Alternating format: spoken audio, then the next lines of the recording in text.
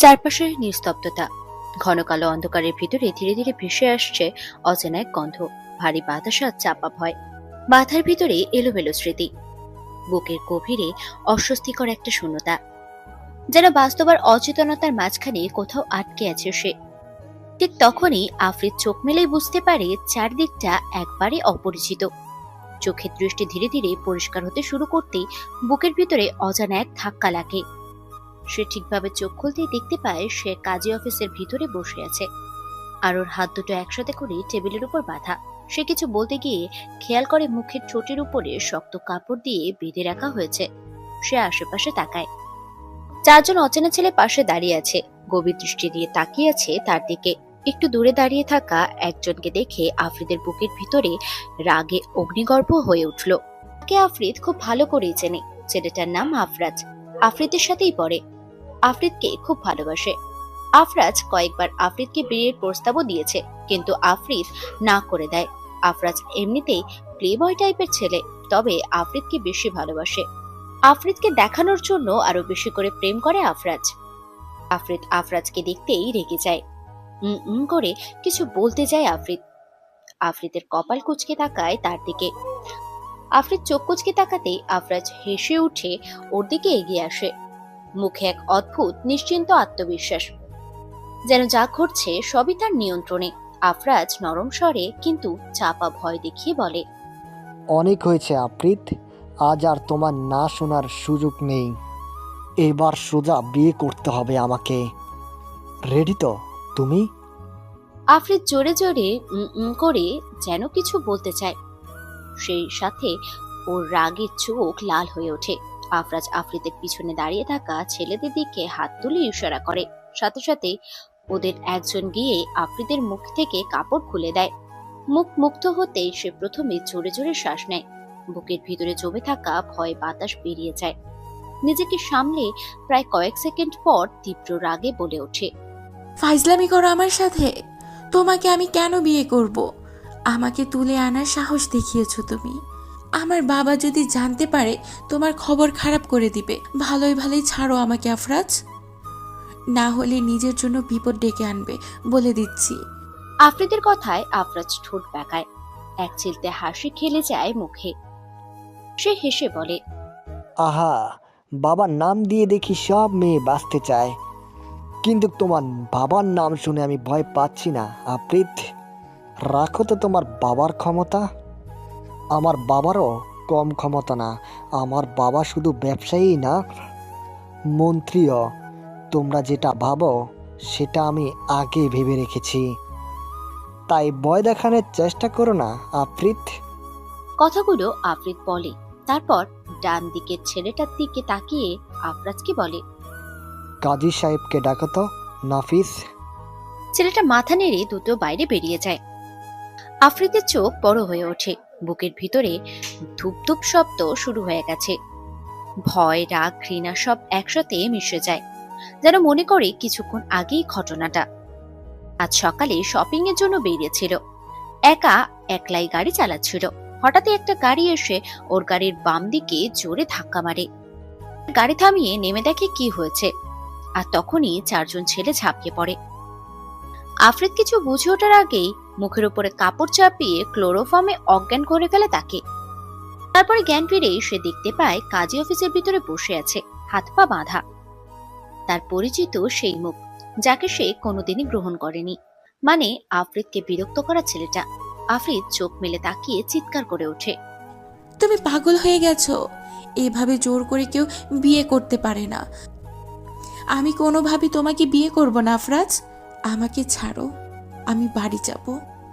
আফরাজ হাসে। আফরাজ ঠান্ডা গলায় উত্তর দেয়, তুমি না চাইলেও আমাকে বিয়ে করতে হবে, আর আজকেই। এমন সময় নাফিস কাজী নিয়ে ভিতরে আসে। আফ্রিদ কাজীকে দেখেই বলে, কাজী সাহেব দেখুন, আমাকে জোর করে এখানে আনা হয়েছে। আমি কোনোভাবেই রাজি নই। দয়া করে আপনি এই অন্যায় কাজে সায় দেবেন না। কাজী গম্ভীর মুখে বলে ওঠেন, আমাকেও জোর করে তুলে এনেছে। বারবার বলছি মেয়ে রাজি না হলে আমি বিয়ে পড়াবো না, ওরা শুনছেই না। সম্মতি না থাকলেও হবে। আমি বলছি মানে হবে। কাজী সাহেব, আপনার কাজ হলো শুধু কাগজও সই করানো, বেশি কথা বলবেন না। এভাবে জোর করে তুমি কি ভাবছো আমি কখনো তোমার নামটাকে মেনে নেব? কাগজে সই করলেই কি বিয়ে হয়ে যায়? বিয়ে মানে তো দুজনের মনের সম্পর্ক, আর আমার মন তো তোমাকে গ্রহণ করবে না কোনো কারণ ছাড়াই। তোমাকে ভালো লাগে না আমার। আফরাজ টেবিলের উপর আঘাত করে বলে, তোমাকে আমার স্ত্রী বানিয়ে ছাড়বো, সই করো তো। প্রেম টেম করবো না আর, সোজা বিয়ে। স্ত্রী? শোনো, স্ত্রী হতে হলে আগে সম্মান করতে হয়, আর তুমি আমাকে অপহরণ করেছো, জোর করছো, হুমকি দিচ্ছ। কাজী আবারও দ্বিধা নিয়ে বলে ওঠে, বাবা, মেয়েটি যদি রাজি না হয় আমি এই নিকা পড়াতে পারবো না। আইন আছে, নিয়ম আছে। আফরাজ চিৎকার করে বলে, আইন আমি মানি, আমি ভাঙ্গি, আমি যা বলছি তাই করতে হবে। আফরিদ সোজা হয়ে বসে আফরাজের চোখে চোখ রেখে বলে, তুমি যদি সত্যি এত ক্ষমতাবান হও তাহলে কেন ভিক্ষুকের মতো আমার না শোনার পরেও পিছনে ঘুরছো? আফরাজ, সত্যি বলছি, তুমি বড্ড করুণ। করুন বললে আমাকে? হ্যাঁ, করুণ। তুমি নিজেকে প্লে বয় ভাবো, ভার্সিটির অর্ধেক মেয়েকে প্রলুব্ধ করো, অথচ আমাকে একবারও জিততে পারোনি, আর তাই জোর করে আমাকে এখানে আনছো। এটা ভালোবাসা না, অসুস্থ, অস্বস্তি। চারপাশে নিস্তব্ধতা বয়ে যায়। আফরাজ জোরে জোরে শ্বাস নিতে থাকে। আফরাজ হঠাৎই চেঁচিয়ে ওঠে, চুপ করো, চুপ করে থাকো, তোমার কথা আমি আর শুনবো না। এখনই কাজীকে বলছি কাগজে সই করতে। আফরাজের মুখ তখন রাগে থরথর করে কাঁপছে, চোখ লাল হয়ে গেছে, নাক ফুলে উঠেছে। কাজীর গলা শুনে তার মেজাজ যেন পুরোপুরি নিয়ন্ত্রণ হারিয়ে ফেলেছে। দাঁতে দাঁত চেপে নিজেদের লোকের দিকে তাকায় সে। দাঁড়িয়ে আছো কেন? কাজীকে ধরে পিটাও। চারজন লোক মুহূর্তেই নড়ে ওঠে। দুজন এগিয়ে যায় কাজীর দিকে। কাজী আতঙ্কে পিছনে সরতে থাকে।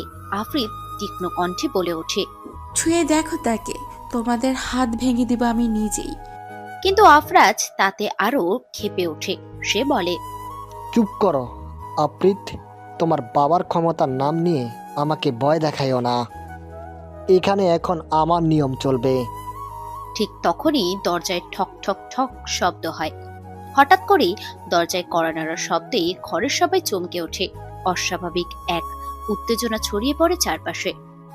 আফরাজ চোখ ছোট করে তাকায় দরজার দিকে। ইশারায় নাফিসকে বলে, নাফিস, গিয়ে দেখো কে এসেছে। নাফিস সতর্ক ভঙ্গিতে এগিয়ে যায়। ধীরে ধীরে দরজার কপাট খুলে ফেলে। দরজা খোলার মুহূর্তে তার চোখ বিস্ফোরিত হয়ে ওঠে, মুখ ফ্যাকাশে হয়ে যায়। সে এক পা পিছিয়ে যায়, কারণ সামনে দাঁড়িয়ে আছে খুদ খোরশেদ সাহেব, আফরাজের বাবা। আর তার পিছনেই দৃঢ় পদক্ষেপে দাঁড়িয়ে আছেন আদনান চৌধুরী, আফ্রিদের বাবা। ঘর যেন হঠাৎ করেই জমে ওঠে নীরবতায়। চারজন লোক মাথা নিচু করে দাঁড়িয়ে যায়। আফরাজ চোখ কপালে উঠে ফেলে, ঠোঁট শুকিয়ে যায়। খোরশেদ ভিতরে ঢুকেই এক মুহূর্ত সময় নষ্ট না করে ঝট করে ডান হাত তোলে। আফরাজের গালে ঠাস করে একটা চর বসিয়ে দেয়। তার শক্ত হাতের চরে সরাসরি আছড়ে পড়ে আফরাজের নরম গালে। আফরাজ এক ধাক্কায় সরে গিয়ে দেয়ালে গিয়ে ঠেকে। মুখটা লালচে হয়ে ওঠে, চোখে পানি চলে আসে ব্যথায়। আফরাজ অবাক হয়ে কিছু বলতে যায়। আফরাজের কথা যেন কানে যায় না। বাবা, তুমি? খোরশেদ তার কণ্ঠে বজ্রের মতো গর্জন করে উঠে বলে, চুপ কর বেয়াদব, তুই কি মানুষ পাসনি? আদনান ভাইয়ের মেয়েকে অপহরণ করেছিস। তুই এতটাই নিচে নেমে গেছিস যে নিজের ইজ্জত ধ্বংস করতে চাস, তাতে আমারটাও। তোকে যে কি করব। আফরাজ আর কিছু বলতে পারে না। অন্যদিকে আদনানের চোখ ভরা আগুন নিয়ে ছুটে আসেন তার মেয়ের দিকে। মা, তুই ঠিক আছিস তো? কণ্ঠ যেন কেঁপে ওঠে। আফ্রিদের বুক ভরে ওঠে স্বস্তিতে। চোখে এক ঝিলিক আনন্দ খেলে যায় তার বাবাকে দেখে। সে বলে, হ্যাঁ বাবা, আমি ঠিক আছি। বাবা। আদনান নিজে হাতেই তার মেয়ের সব বাঁধন খুলে দেন। হাত দুটো মুক্ত হতেই আফ্রিদ বাবার বুকে গিয়ে আশ্রয় নেয়। তারপর বলে, বা আমি ভয় পাইনি, আমি ওকে বারবার না বলেছি, সাবধান করেছিলাম, শোনেনি। দৃঢ় গলায় জানায় আফ্রিদ। আদনান মেয়ের মাথায় হাত বুলিয়ে বলে, আমার সাহসী মেয়ে তুই, ভয় পাবি কেন? আমি আছি তো। খোরশেদ এগিয়ে আসেন নিজের ছেলের সামনে। মুখ রাগে কেমন লালচে হয়ে গেছে। আরেকটা চট দেওয়ার জন্য হাত তোলেন তিনি, তারপর বলেন, লজ্জা হয় না তোর? মন্ত্রীর ছেলে হয়ে এতটা নিচে কাজ করলি। আজ আমি যদি না আসতাম তাহলে কি করতিস তুই? আদনান ভাইয়ের মতো ভদ্র মানুষের মেয়েকে তুলে আনলি, তোর যে কি হতো কে জানে। আফরাজ ঠোঁট কামড়ে চুপ করে থাকে, চোখে রাগ, কিন্তু বাবার সামনে একটাও কথা বের হয় না। আদনান শান্ত কিন্তু দৃঢ় কণ্ঠে বললেন, খোরশেদ ভাই, আমি কখনো ভাবিনি আপনার ছেলেকে নিয়ে আমাকে একদিন এভাবে দাঁড়াতে হবে। ও যদি আমার মেয়েকে সত্যি ভালোবাসতো তাহলে আমার কাছে এসে বলতো, কিন্তু অপহরণ, এ কাজ ক্ষমার অযোগ্য। খোরশেদ দীর্ঘশ্বাস ফেলে মাথা নিচু করে আদনানকে বলে, ভাই, আমি সত্যিই লজ্জিত। আমার ছেলের এই নোংরা কাজের জন্য আমি ক্ষমা চাইছি আপনার কাছে। আচ্ছা বাদ দেন, ছেলেকে নিয়ে যান। আমার মেয়ে যাকে চাইবে আমি তাকে এনে দেব, আর যাকে চাইবে না তাকে কাছেও ঘেঁষতে দেব না, জানেনই তো। খোরশেদ কথা বলতে পারে না, মন্ত্রী হয়েও চুপ করে থাকে। আফরিদ তৎক্ষণাৎ বলে ওঠে, বাবা, ও শুধু অপহরণই করেনি, কাজী সাহেবকে ধরে জোর করে নিকা পড়াতে চেয়েছিল। আদনানের চোখ আরো লালচে হয়ে ওঠে রাগে। কি এত বড় কাজ?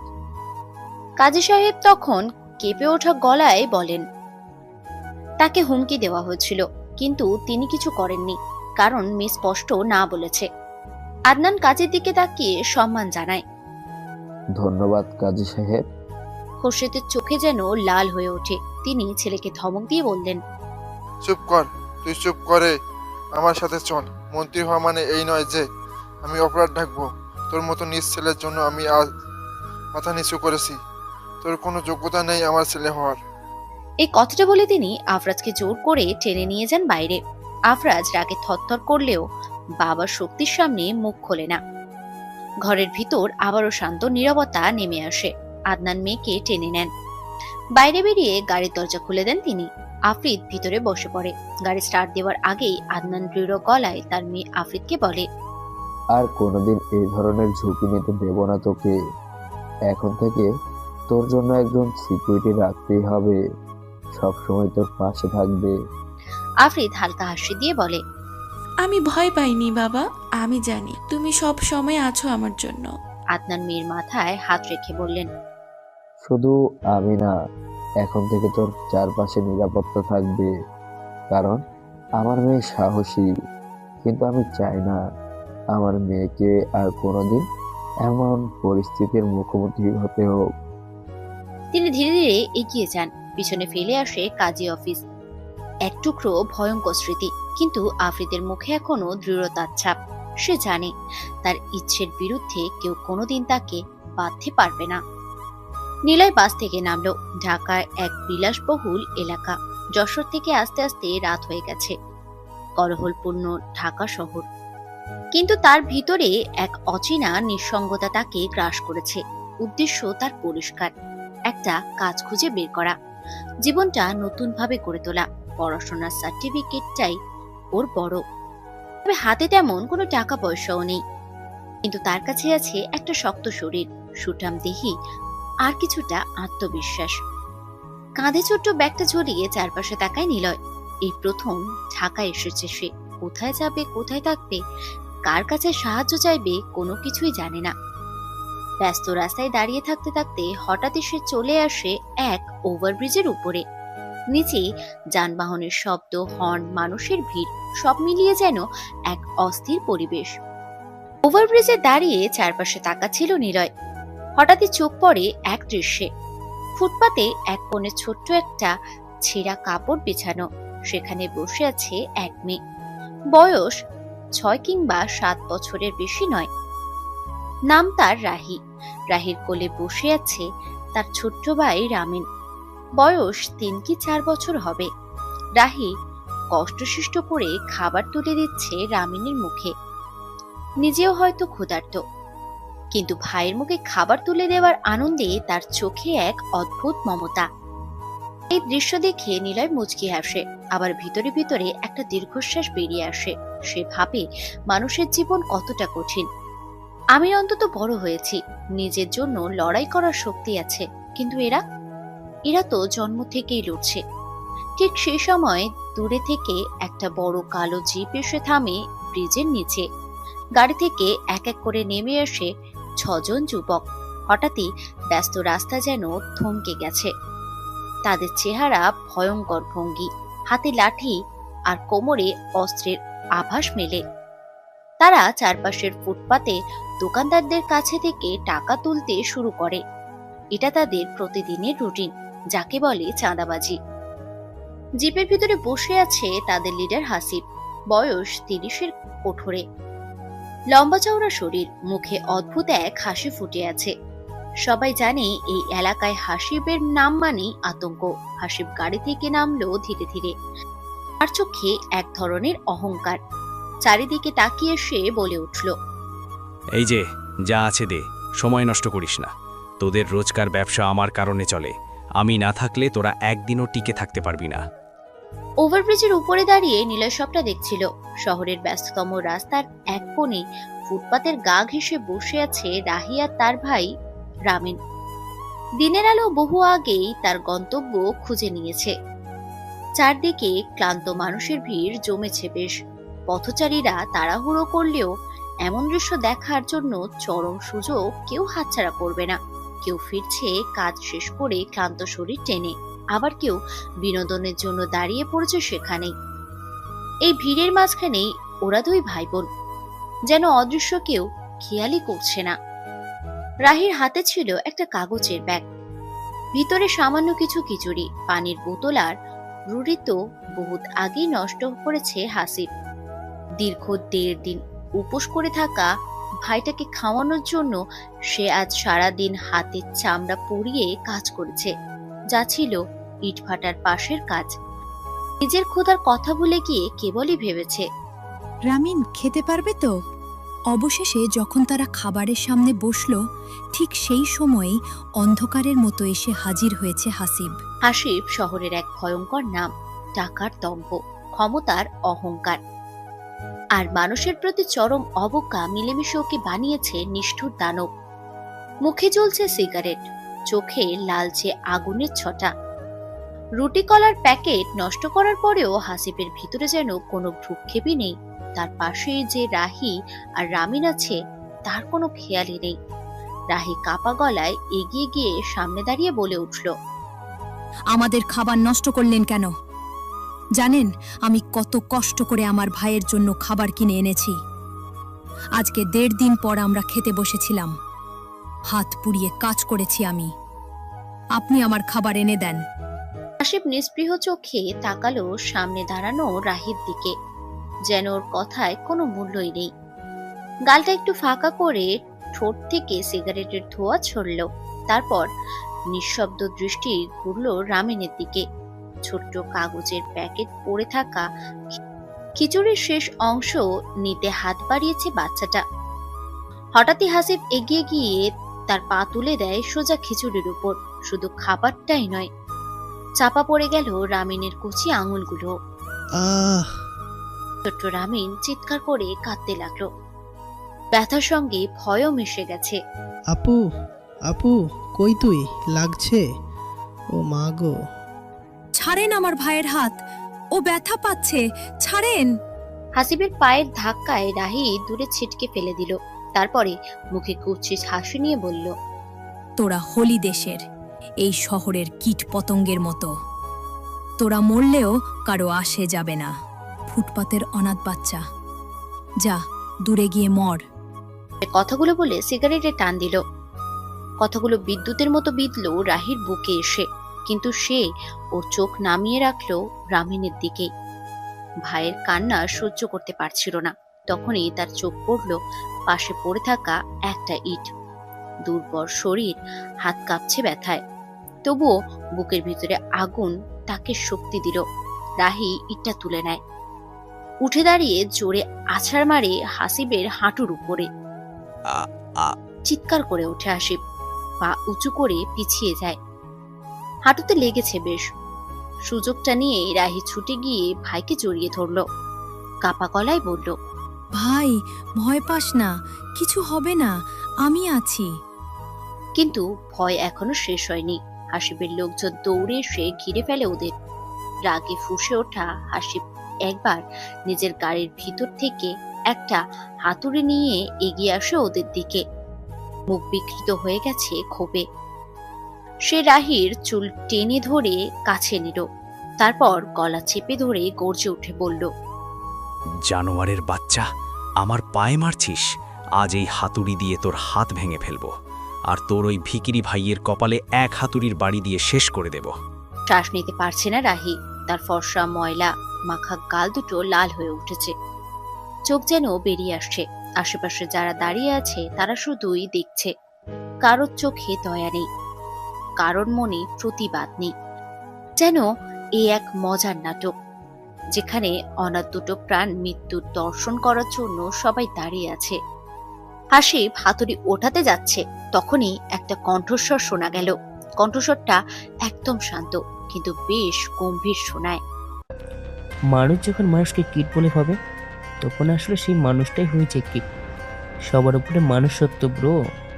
হাসিব হাত নামিয়ে তাকালো পিছনে।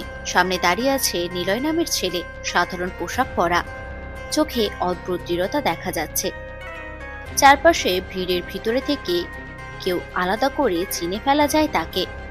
হাসিব হেসে উঠল, নিলয়ের মতো ঠান্ডা গলায় বলল, ওই, তুই কে রে? নাটক দেখতে আসছিস? দেখ, বেশি কথা বলিস না। নিলয় ধীরে ধীরে এগিয়ে এলো। তার কণ্ঠে কোনো ভয় নেই, এমনকি তার শরীরে ভয়ের কোনো ছিটে ফোটাও নেই। সে বলে, তুই যে নিজেকে এত শক্তিশালী ভাবিস, আসলে তুই ভেতরে ভেতরে দুর্বল। এক কচি ছেলেকে আর তার বোনকে মিলে তুই কি প্রমাণ করতে চাইছিস? এই শহরের রাস্তায় মানুষে মরেছে খোদায়, তোরা আনন্দ করছিস ক্ষমতার নামে? তুই মানুষ না, তুই তো শয়তান। নিলয়ের এমন কথায় হাসিবের চোখ লাল হয়ে উঠল। সে গালাগালি ছুড়ে দিয়ে নিজের ছেলেদেরকে ইশারা করে, ধর শালাকে, মাথা ফাটিয়ে দে, দুর্বলদের নয়, ওকে মারবো। নিলয়ের পিছে হাসিবদের জিপ রাখা। তখনই নিলয়ের চোখ পড়ল ওদের জিপের ভিতরে। ওখানে পড়ে আছে একটা ছোট নাইফ। ছেলেগুলো এগিয়ে আসে তার দিকে। নিলয় দ্রুত হাত বাড়িয়ে নাইফটা তুলে নিল, কিন্তু সে কাউকে মারল না। তার নড়াচড়ার অদ্ভুত দক্ষতা ছিল, প্রতি আক্রমণ ঠেকিয়ে দিল। দু একজনের হাত পাও কেটে দিল, কারোর হাতে রক্ত বের হচ্ছে, কিন্তু কেউ মারা যায় না। হাসিবের সব লোকজন ভয় পেয়ে যায়। তারা সরে গেল নিলয়ের সামনে থেকে। নিলয় ধীরে ধীরে এগিয়ে আসে হাসিবের সামনে দাঁড়ালো। নাইফটা ওর গলার কাছে ধরে শান্ত কণ্ঠে বলল, শক্তি মানে ধ্বংস নয়, শক্তি মানে রক্ষা করা। আমি কাউকে মানলাম না, কারণ মৃত্যু সহজ, কঠিন হলো জীবিত থেকে অন্যায় সহ্য করা। তুই যদি আবার এই বাচ্চাদের ছোড়স, তবে মনে রাখিস তোর অহংকার ভেঙে যাবে একদিন, যেমন ভাঙে প্রতিটা নিষ্ঠুর মানুষের। চারপাশে এক নিস্তব্ধতা নেমে এলো। সবাই অবাক হয়ে তাকিয়ে আছে। রাহি হাঁপাতে হাঁপাতে তার ভাইকে বুকে চেপে রেখেছে, চোখের জল টলমল করছে। হাসিব এবার আর কিছু বলল না। তার লোকজন তাকে টেনে গাড়িতে তুলল। লজ্জা আর ভয়ের মিশ্রণে তার মুখ ফুলে উঠেছে। গাড়ি গর্জে উঠল। কয়েক সেকেন্ডের ভিতরে হাসিব গাড়ি চলে গেল দূরে। রাস্তায় দাঁড়িয়ে রইল নিলয়, রাহি আর রামিন। রাহি কান্না ভেজা চোখে তাকালো নিলয়ের দিকে, ঠোঁট কাঁপাতে কাঁপাতে বলল, আপনি আপনি আমাদের বাঁচালেন, আপনাকে ধন্যবাদ স্যার। নিলয় মৃদু হাসল। রাহির মাথায় হাত রেখে বলল, বাঁচানোটা আমার কাজ না, উপরওয়ালার কাজ, আর মানুষ উশিলাম। তবে তোমরা নিজেরাই শক্তি। শুধু বিশ্বাস রাখো, যে মানুষ সত্যের পাশে দাঁড়িয়ে, তাকে দুনিয়ার কোনো শক্তি হারাতে পারে না। আকাশে ধীরে ধীরে রাতের গভীরতা জানান দিচ্ছে। শহরের আলোগুলো বিশাল আলো দিচ্ছে, কিন্তু সেই আলোয় সবচেয়ে উজ্জ্বল হয়ে রইল নিলয়ের মানবতার আলো, যা ফুটপাতের অনাথ বাচ্চাদের মনে আশার প্রদীপ জ্বালিয়ে দিয়েছে। রাত নেমেছে শহরের বুকে। দিনভর কলহলের পর মানুষ ধীরে ধীরে হারিয়ে যাচ্ছে নিজেদের গন্তব্যে। কেউ ফিরছে পরিবারের কাছে, কেউ যাচ্ছে ক্লান্ত শরীর টেনে ভাঙাচোরা বাসায়। রাস্তার ট্রাফিকের শব্দ কমে এসেছে, দোকানের ঝাঁপ পড়েছে একে একে। চারপাশে বাতির আলো ফুটেছে, কিন্তু সেই আলোর ভিতরেই লুকিয়ে আছে অজানা অন্ধকার। নিলয় একা হয়ে গেছে, রাহি আর রামিনও চলে গেছে। কোথায় গেছে তা নিলয়ের জানা নেই। হয়তো কোনো অচেনা গলিতে আশ্রয় খুঁজেছে, হয়তো অন্য কোনো ফুটপাতে নিজেদের নতুন গন্তব্য বানাবে। নিলয় তাদের যেতে দেখেছে, কিন্তু থামায়নি। তার চোখে কোনো শূন্যতা নেই, আবার কোনো অদ্ভুত অবিশ্বাসও আছে। যেন সে জানে জীবন এক জায়গায় থেমে থাকে না।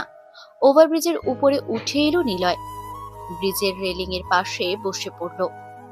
নিচে তাকালে দেখা যায় গাড়ির লাইটগুলো চলাফেরা করছে যেন নদী স্রোতের মতো। মানুষের ভিড় একে একে মিশে যাচ্ছে। নিলয় চুপচাপ বসে আছে, যেন নিজের ভিতরেই ডুবে গেছে। কিন্তু একজন মানুষও যায়নি, সে দূর থেকেই দেখছিল সবকিছু। মানুষের ভিতরের আড়ালে লুকিয়ে চোখ মেলেছিল প্রতিটা ঘটনার দিকে। সে অপেক্ষা করছিল ভিড় কমুক, শহরের কোলাহল কমুক, তারপরে এগিয়ে এলো সে নিলয়ের দিকে। লোকটার নাম আদনান। আদনানকে দেখলে মনে হয় বয়স 40-এর কঠোরে।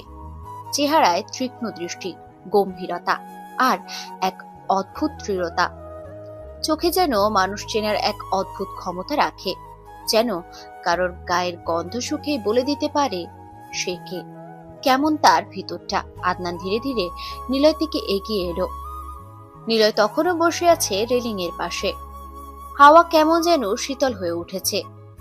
ওর ভাঙাচোরা শহরের শব্দ যেন অনেকটাই দূরে মিশে গেছে।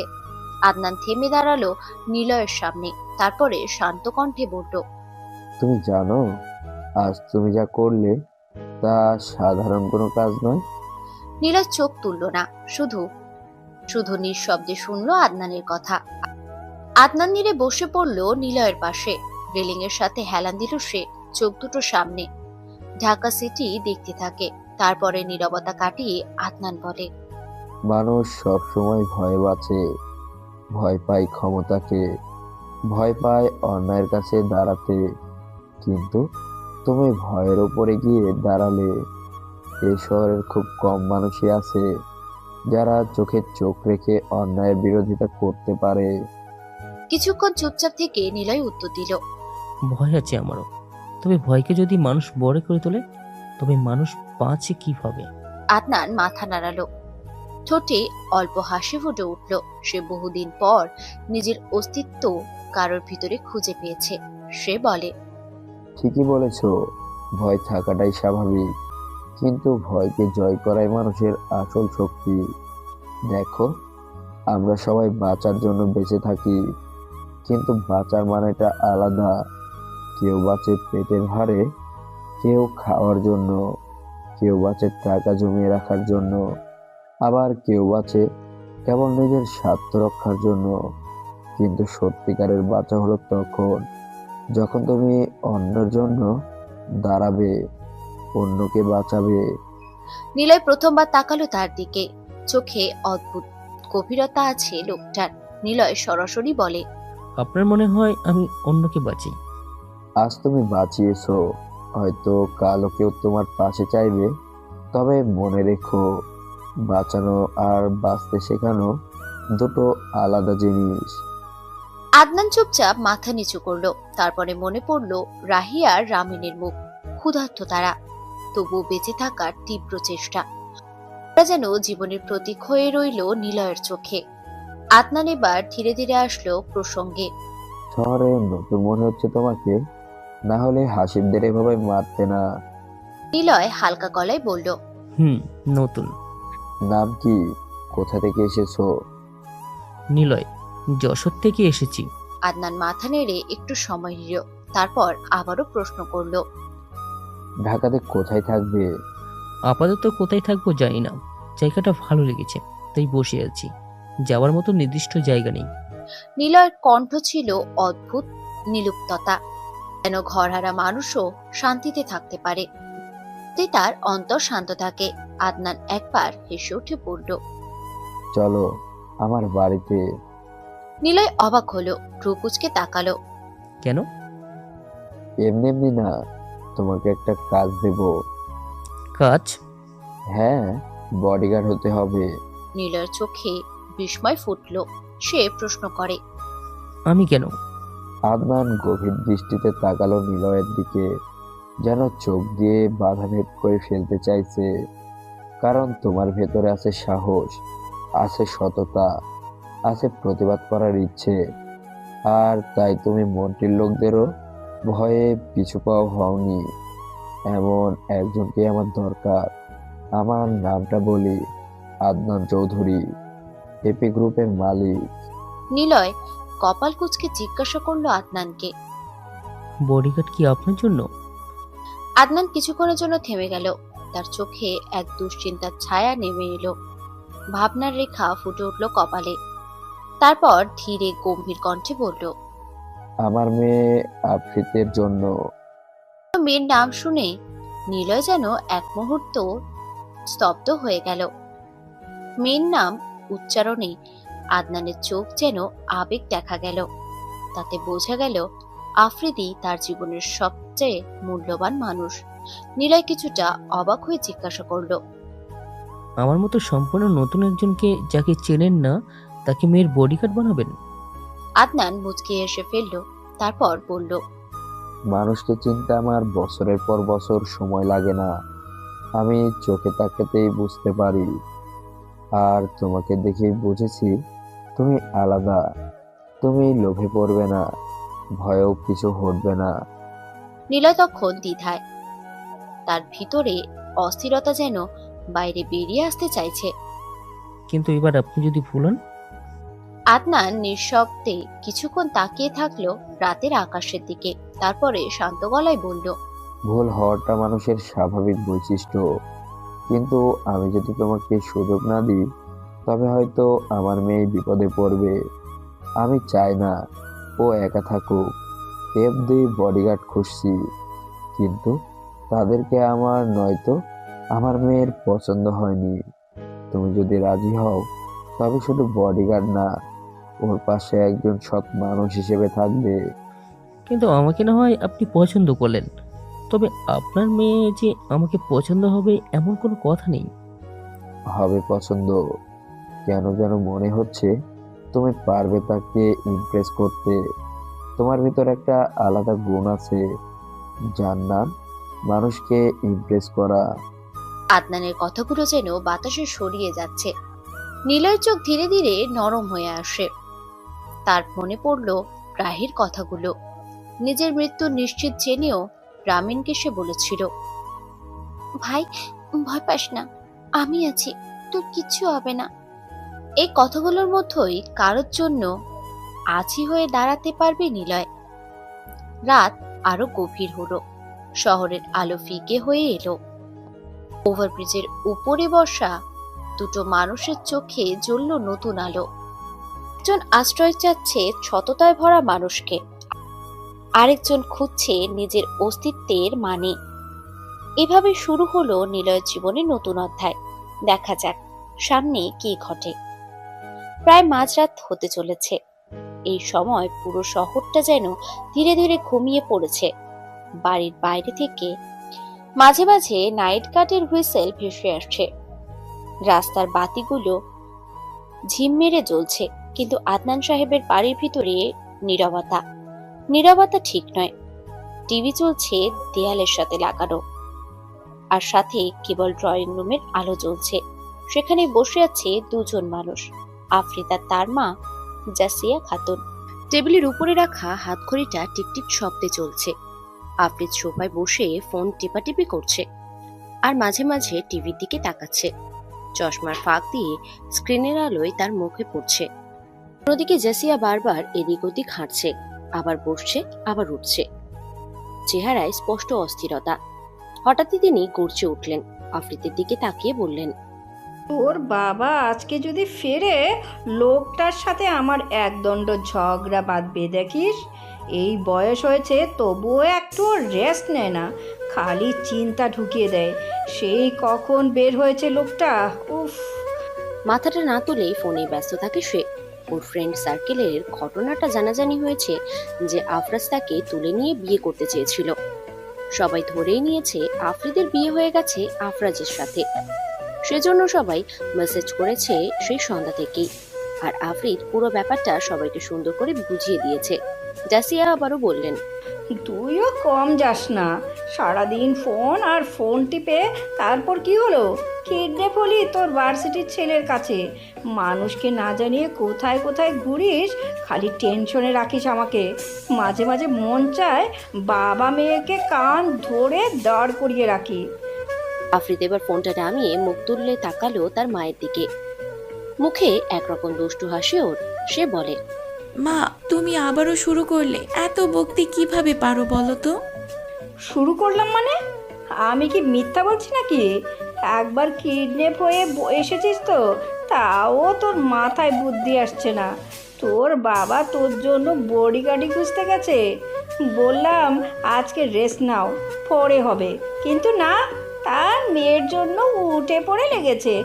যত সব, যেই না একটা মেয়ে, তার আবার বডিগার্ড। ওহ মা, ওই কিডন্যাপও তো আসলে ঠিক কিডন্যাপ না, শুধু ভুল বোঝাবুঝি ছিল। তার উপর আমার তো কোনো দোষই ছিল না, মেয়েটা জোর করে নিয়ে গেছে। আমি কি করলাম? বিয়ে টিয়ে তো হয়নি। বিয়েটে হয়ে গেলে ভালোই হতো, তোর জন্য চিন্তা থাকতো না। ফাজিল মেয়ে। কি যে বলো না, কিছুই করলাম না, অথচ বকা খাই কেবল আমি। তোর কখনো দোষ হয় নাকি? সব সময় তো তুই সাধু, দোষ তো আমার। তোদেরকে নিয়ে চিন্তাটা করাই আমার দোষ। আফরিদ আর চোখে তাকায় তার মায়ের দিকে। কিছু সময় চুপ থাকে, তারপর আফরিদ মুখ পাকিয়ে বলল, হ্যাঁ তাই তো, আমি সাধু, আমি কিছুই করি না। এই উত্তরটা শুনে জাসিয়া চটপট এগিয়ে এসে আফরিদের মাথায় হালকা চাপড় দিলেন। আফরিদ তার ঠোঁট দুটো একটু লম্বা করে কপাল কুঁচকে বলে, শয়তান সাধু, তোর বাবার জন্য আমি এখানে দুশ্চিন্তায় মরছি, তার তুই বসে বসে নাটক করছিস। থাপ্পড় লাগাবো তোর দুই গালে। তোর বাবা ফোনটা পিক করছে না, রাত 3টে বাজতে চললো। আফরিদ একটু চুপ হয়ে যায়। ফাজলামি রেশ দূরে সরিয়ে আফরিদ একটু সিরিয়াস হয়ে বলল, মা বাবা ঠিকই আসবে, দেরি হচ্ছে বলে টেনশন করো না।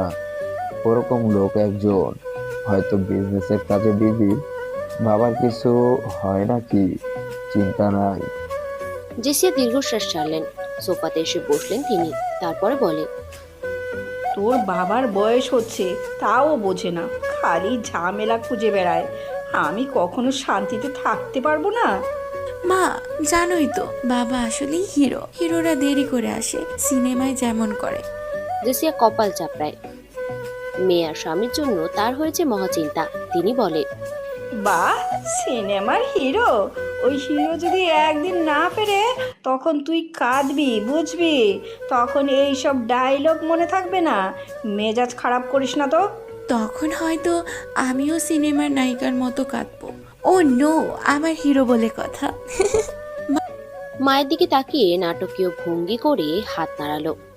মেয়ের এমন কাণ্ড দেখে জেসিয়া আবারও হাসি চেপে রাখতে পারলেন না, কিন্তু আবারও রাগ দেখানোর ভান করে বললেন, চুপ! আরেকটা কথা বলবি তো থাপ্পড় মারবো। আফরিদ জিভ বের করে ভেঙচি কেটে বলল, শুনছি তো সব, কিন্তু আসলেই টেনশন করো না, বাবা আসবে। মায়ের মুখের দিকে তাকিয়ে তার গলা হঠাৎ করেই নরম হয়ে এলো। সে আবারও বলে, মা, জানো তো বাবা কেমন? উনি আমাদের নিয়ে সব সময় চিন্তা করে, শুধু তোমার চিন্তাই হয় এমন না। জেসিয়া চুপ করে গেল। তারপর ধীরে ধীরে সোফায় হেলান দিয়ে বসলো। চোখ মুছলেন অর্ণার আড়ালে। আফরিদ তার মাকে জড়িয়ে ধরলো, তারপরে বলে, মা, তুমি কাঁদছো? না রে, চোখে ধুলুক ঢুকেছে। আহ মা, তুমি তো সব সময় বলো মিথ্যা বলা খারাপ। দুজনেই হেসে ফেললো। এবার কিছুক্ষণ তারা চুপচাপ বসলো। রাত আরো গভীর হয়। ঘড়ির কাঁটা প্রায় 3টে পার হয়ে 3:30 ছুঁই ছুঁই করছে। হঠাৎই ট্রিং টাং করে ডোরবেলের শব্দে নীরবতা ভেঙে গেল। আফরিদ এক লাফে উঠে দাঁড়ালো, মুখে খুশির ঝলক। সে তার মাকে বলে, দেখো মা, বাবা এসে গেছে, আমি বলেছিলাম না চলে আসবে। সে দৌড়ে গেল দরজার দিকে। মা পিছন থেকে চিৎকার করে বলে, ধীরে, সাবধানে কোল, আগে দেখ কে এসেছে, কি হোলের দিকে তাকিয়ে। কিন্তু আফরিদ তা শুনল না। তার ঠোঁটের কোণে তখন শুধু একটাই শব্দ, বাবা। দরজার দিকে হাত বাড়ালো সে। আফরিদ দরজাটা খুলতেই দেখতে পেল তার বাবা আদনান সাহেব দাঁড়িয়ে আছেন। স্যুটের উপরে ধুলো, কপালে হালকা ঘাম জমে আছে, চোখে মুখে ক্লান্তি। তবুও তাকে দেখেই আফরিদের বুক ভরে গেল আনন্দে। আদনান সাহেব তার মেয়েকে দেখে হেসে বলে উঠলেন, এখনো ঘুমাওনি তুমি? এসেছো তুমি, আর মা কি ঘুমাতে দিয়েছে? তোমার জন্য মা কিছু না খেয়ে বসে আছে, আমাকে কোম্পানি দেওয়া লাগছে। চলো ভিতরে, অনেক রাত হয়েছে, মা আজকে খুব বকবে তোমাকে। আদনান সাহেব ক্লান্ত মুখ হলেও মুচকি হাসলেন। বাইরে তিনি যতটা কড়া, চতুর, তীক্ষ্ণ, ঘরে ঢুকলেই যেন একেবারে অন্যরকম মানুষ হয়ে যান। আফরিদ জানে তার বাবা বাইরে রাজনীতি, ব্যবসা, ক্ষমতা সব সামলান, কিন্তু ঘরে ঢুকলেই তিনি ঠিক যেন রোমান্টিক কোনো কবি হয়ে যান মায়ের সামনে। আফরিদ বাবার হাত ধরে টানতে লাগলো। কি হলো, ভিতরে আসো। আদনান একটু থামে, ঠোঁটে আবারও সেই রহস্যময় হাসি। বললেন, দাঁড়া, আমার সাথে আরেকজন আছে। আফরিদ ভুরু কুচকে তাকালো, তারপরে বলল, হ্যাঁ, কে সে? আদনান ঠান্ডা গলায় ডাক দিলেন। নিলয়। বাড়ির বারান্দার একপাশে বিশাল পিলারের আড়ালে দাঁড়িয়ে থাকা একটা ছায়ামূর্তি নড়ল। ধীরে ধীরে সামনে এগিয়ে এলো ছেলেটা, কাঁধে একটা কালো রঙের ব্যাগ ঝুলছে। ছেলেটা এসে দাঁড়ালো আদনান সাহেবের পাশে। ঠিক তখনই ভিতর থেকে বেরিয়ে এলো জেসিয়া খাতুন। তার কণ্ঠে সব সময় যেন খটখটে। তেমন ভাবেই শুরু হলো, কি হলো রে বাবা মেয়ের? দরজায় দাঁড়িয়ে গল্প করছো নাকি দুজনে? কিন্তু বাক্য মাঝপথেই থেমে গেল, কারণ ওনার চোখে পড়ল অপরিচিত সেই লম্বা ছেলেটা। সঙ্গে সঙ্গে কপালে ভাঁজ ফেলে প্রশ্ন ছুড়ে দিল, এ কি, তুমি তো একা আসোনি, সাথে কাকে এনেছো? কে সে? ওর নাম নিলয়। ছেলেটা অনেক ভালো, সৎ, সাহসী, আর আমার মতো কিছুটা জেদি। আসলে আমি আজ বডিগার্ড এজেন্সির সাথে দেখা করতে যাচ্ছিলাম, কিন্তু ঢাকার ব্যস্ত রাস্তা, ফুটপাতের ছেলেটার সাথে হঠাৎ দেখা হলো। দেখলাম খোরশেদের লোকদের দারুণ সাহসিকতার সাথে পিটিয়েছে। কথাবার্তাও বলে বুঝলাম তার ভিতরে সততা আছে। মনে হলো আমার মেয়ের এই বাড়ির নিরাপত্তার জন্য এর চেয়ে ভালো কাউকে খুঁজে পাবো না, তাই ওকে নিয়ে এসেছি। আদনান সাহেবের এক নাকারে বলা কথাগুলো শুনে মা মেয়ে দুজনেই অবাক হয়ে গেল, কারণ আদনান সাহেব এরকম হুট করেই কোনো সিদ্ধান্ত নেন না। বিশেষ করে ঘরে কাউকে আনার ব্যাপারে তিনি সবসময় সতর্ক। মানুষ চড়াতে তার জুড়ি নেই, আর মানুষ চেনার ভুলও তার হয় না। জেসিয়া একটু বিরক্ত হলেও কিছু বলল না, শুধু নিঃশব্দে তাকিয়ে থাকে নিলয়ের দিকে। আফ্রিদও তাকালো। প্রথম দেখাতেই ছেলেটাকে এক কথায় বলা যায় চোখে পড়ার মতো। ছেলেটা লম্বা, অন্তত 6 ফুটের বেশি, দেহের গঠন অ্যাথলেটিক, কিন্তু অযথা ফোলানো পেশির মতো না, বরং শক্ত, প্রশিক্ষিত মনে হয়। চোখ দুটো কালো, গভীর, যেন ভিতরে অনেক কিছু লুকিয়ে আছে। তার মধ্যেই অদ্ভুত শান্ত স্বভাবের ছাপ। আদনান ভিতরে ঢুকতে ইশারা করে। সবাই একসাথে ড্রয়িং রুমে এসে বসলো। আফ্রিদ প্রথমে ভেঙচি কেটে তার বাবাকে বলল, বডিগার্ড এনে দিলে? তাহলে বুঝি কাল থেকে আমিও কোনো প্রিন্সেস হয়ে গেলাম? আদনান সাহেব গা থেকে খামা জামাগুলো খুলতে ব্যস্ত। সেই ফাঁকেই আফ্রিদের কথায় নিলয় মৃদু হেসে বলল, প্রিন্সেস তো ছিলেনই, এখন শুধু পাহারাদার পেলেন। জেসিয়া ভ্রু উঁচু করে। ছেলেটা প্রথম কথাতেই বেশ শালীল, ভদ্র, আবার খানিকটা মজারও আছে। মায়ের মুখের কোনো উত্তর এলো না, কিন্তু মনে মনে স্বীকার করে ছেলেটা বেশ স্মার্ট। আচ্ছা, তুমি কি সব সময় আমার সাথে থাকবে? হ্যাঁ, যতদিন দায়িত্বই আছি। বাবা কতদিন থাকবে সে? এরকম হলে সারা জীবন। এটা কি বডিগার্ড আনলে নাকি মেয়ের জামাই? হ্যাঁ, সারা জীবন মানে কি? জেসিয়ার কথায় সবে চুপ হয়ে গেল। নিলয় কিছু বলল না, তবে মুহূর্তেই ঘরে চাপা একটা হাসির ছড়িয়ে পড়ল। আদনান সাহেব, জেসিয়াও হাসে। আফ্রিদ চোখ বড় বড় করে তাকালো, তারপর মজা করে বলে উঠল, ও, তাহলে তো ছেলেটা শুরু থেকেই সিরিয়াস। হ্যাঁ, কারণ দায়িত্ব মানে সিরিয়াসনেস, আর দায়িত্ব যদি হয় কারো নিরাপত্তা, সেটা কখনো হালকা করে দেখা যায় না। দেখলে, আমি বলেছিলাম না ছেলেটা আলাদা। তুমি কি পড়াশোনা করেছো বাবা? পড়াশোনা শেষ প্রায় আমার, যশোর থেকে এসেছি আমি, সেখানে সবকিছু শেষ আমার। তারপর জীবন আমাকে অন্যদিকে টেনে নিয়েছে। তবে বই পড়া এখন ছয়নি, মানুষকে বোঝা চিনতে শেখা এটাও এক ধরনের শিক্ষা। জেসিয়া তাকিয়ে থাকে। মনে হলো তার চোখে কিছুটা প্রশংসা, কিছুটা কৌতূহলও জমেছে। আফ্রিদ এবার সোজা হয়ে বসে বলল, তাহলে তুমি এখন থেকে আমার শ্যাডো, সব সময় পেছন পেছন ঘুরবে, তাই তো? হ্যাঁ, তবে শুধু পিছনে না, সামনে থেকেও ঢাল হয়ে দাঁড়াতে হবে। আফ্রিদ চুপ হয়ে গেল। তার চোখে হালকা বিস্ময়। কোনো অচেনা ছেলে প্রথম দেখাতে এতটা আত্মবিশ্বাসী ভাবে, এতটা ভদ্রভাবে কথা বলবে, এটা সে আশা করেনি। আদনান চেয়ার থেকে উঠে দাঁড়ালো, তারপরে বলল, ঠিক আছে, আজ থেকে তুমি এখানেই থাকবে, তোমার থাকার ব্যবস্থা করব। জি, আমি চেষ্টা করব আপনাদের আস্থা রাখতে।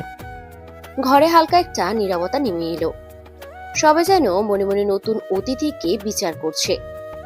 আফ্রিদ হেসে মায়ের দিকে তাকিয়ে ফিসফিস করে বলল, দেখো মা, নতুন বডিগার্ড আসলেই তো একদম সিনেমার হিরোর মতো। জেসিয়ার চোখ পাকালেও মুখে চাপা হাসি খেলল। রাত গভীর হতে থাকে, কিন্তু নিলয়ের আগমন যেন এই বাড়িতে এক নতুন অধ্যায়ের সূচনা হলো। সেই রাতের অবশেষে সবাই একসাথে ড্রয়িং রুমে টেবিলে বসলো। বিরাট টেবিলটা সাধারণত বেশি ফাঁকা থাকে। আদনান সাহেব প্রায়ই বাইরে থাকেন। আফ্রিদ কলেজের কারণে কখনো ব্যস্ত থাকে, আর জেসিয়া রেগে গিয়ে অনেক সময় আলাদাভাবে খেয়ে নেন। কিন্তু আজকে অদ্ভুতভাবে টেবিলের এক ধরনের পূর্ণতা এসেছে। টেবিল সাজানো হয়েছে জমকালো ভাবে। গরম গরম ভাত, মুরগির রোস্ট, শুটকির ভর্তা থেকে শুরু করে জেসিয়ার হাতে বানানো পায়েস পর্যন্ত সবই আছে। আফ্রিদ মুচকি হেসে তার বাবার দিকে তাকালো। বাবা, দেখো আজকে মা এত রকম খাবার করেছে তোমার জন্য। তুমি তার মেয়েটাকে ঠিক মতো বাড়িতে পৌঁছে দিয়েছিলে বলে। চুপ কর, মেয়ে মানুষের মুখ থেকে কিছুই লুকানো যায় না। খাবারগুলো অনেক সুন্দর লাগছে আন্টি, সত্যি বলছি, এমন আয়োজন আমি অনেকদিন দেখিনি। আসলে মা বাবা নেই তো, তাই হয়তো এত খাবার কখনো দেখবো ভাবিনি। এই কথাটাই যেন জেসিয়ার মন গলিয়ে দিল। তিনি ভিতরে ভিতরে খুশি হলেও মুখে কোনো প্রশংসা প্রকাশ করলেন না। শুধু প্লেটে ভাত তুলে দিলেন নিলয়ের। খাওয়ার সময় আদনান সাহেব কিছু বলল না। তিনি চুপচাপ খাচ্ছিলেন, তবে চোখে মুখে বোঝা যাচ্ছিল তিনি পরিবারের সঙ্গে বসে খাওয়ার আনন্দ উপভোগ করছেন। আফ্রিদ অবশ্য চুপ করে থাকার মেয়ে না। নিলয়ের দিকে তাকিয়ে একের পর এক প্রশ্ন করতে লাগলো। আচ্ছা বাবা, বডিগার্ড ছেলেটা যদি তোমার মেয়ে নিয়ে পালিয়ে যায়? আবার খুঁজে আনবো। চুপচাপ খা তো। নিলয় মৃদু হাসি দেয়। বুঝতে পারে আফ্রিদ মেয়েটা বেশ অন্যরকম। জেসিয়ার কানের কাছে মুখ এনে আফ্রিদ বলে, দেখছো, ছেলেটা খুব সিরিয়াস টাইপ। যা বললাম ছেলেটা বুঝেছে। আমি তার চিন্তা ভাবনা জানতে চাচ্ছি, কোনো উত্তর দিল না। তুই আবার কোনো দুষ্টুমি করবি না, ছেলেটার দায়িত্ব আছে। খাবার শেষে সবাই উঠে গেল। আদনান সাহেব নিলয়কে নিয়ে বাড়ি ঘুরিয়ে দেখালেন। তারপরে তার জন্য একটা ঘর ঠিক করা হলো, আফ্রিদের পাশের ঘর। ঘরটা ছোট হলেও পরিষ্কার পরিচ্ছন্ন। জানলা দিয়ে চাঁদের আলো আসছিল।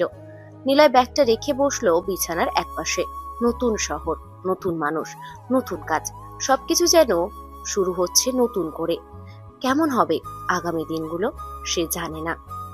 এদিকে আফ্রিদ নিজের ঘরে শুয়ে আছে। বাতি নিভিয়ে দিয়েছে, কিন্তু ঘুম আসছে না। তার মাথায় ঘুরপাক খাচ্ছে নতুন সেই ছেলেটা নিলয়।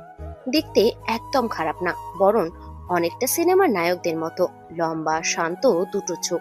আফ্রিদ ভেবেই যাচ্ছে, কেমন করে বাবা এত সহজে এই ছেলেটাকে নিয়ে এলো? নিশ্চয়ই কিছু একটা আছে।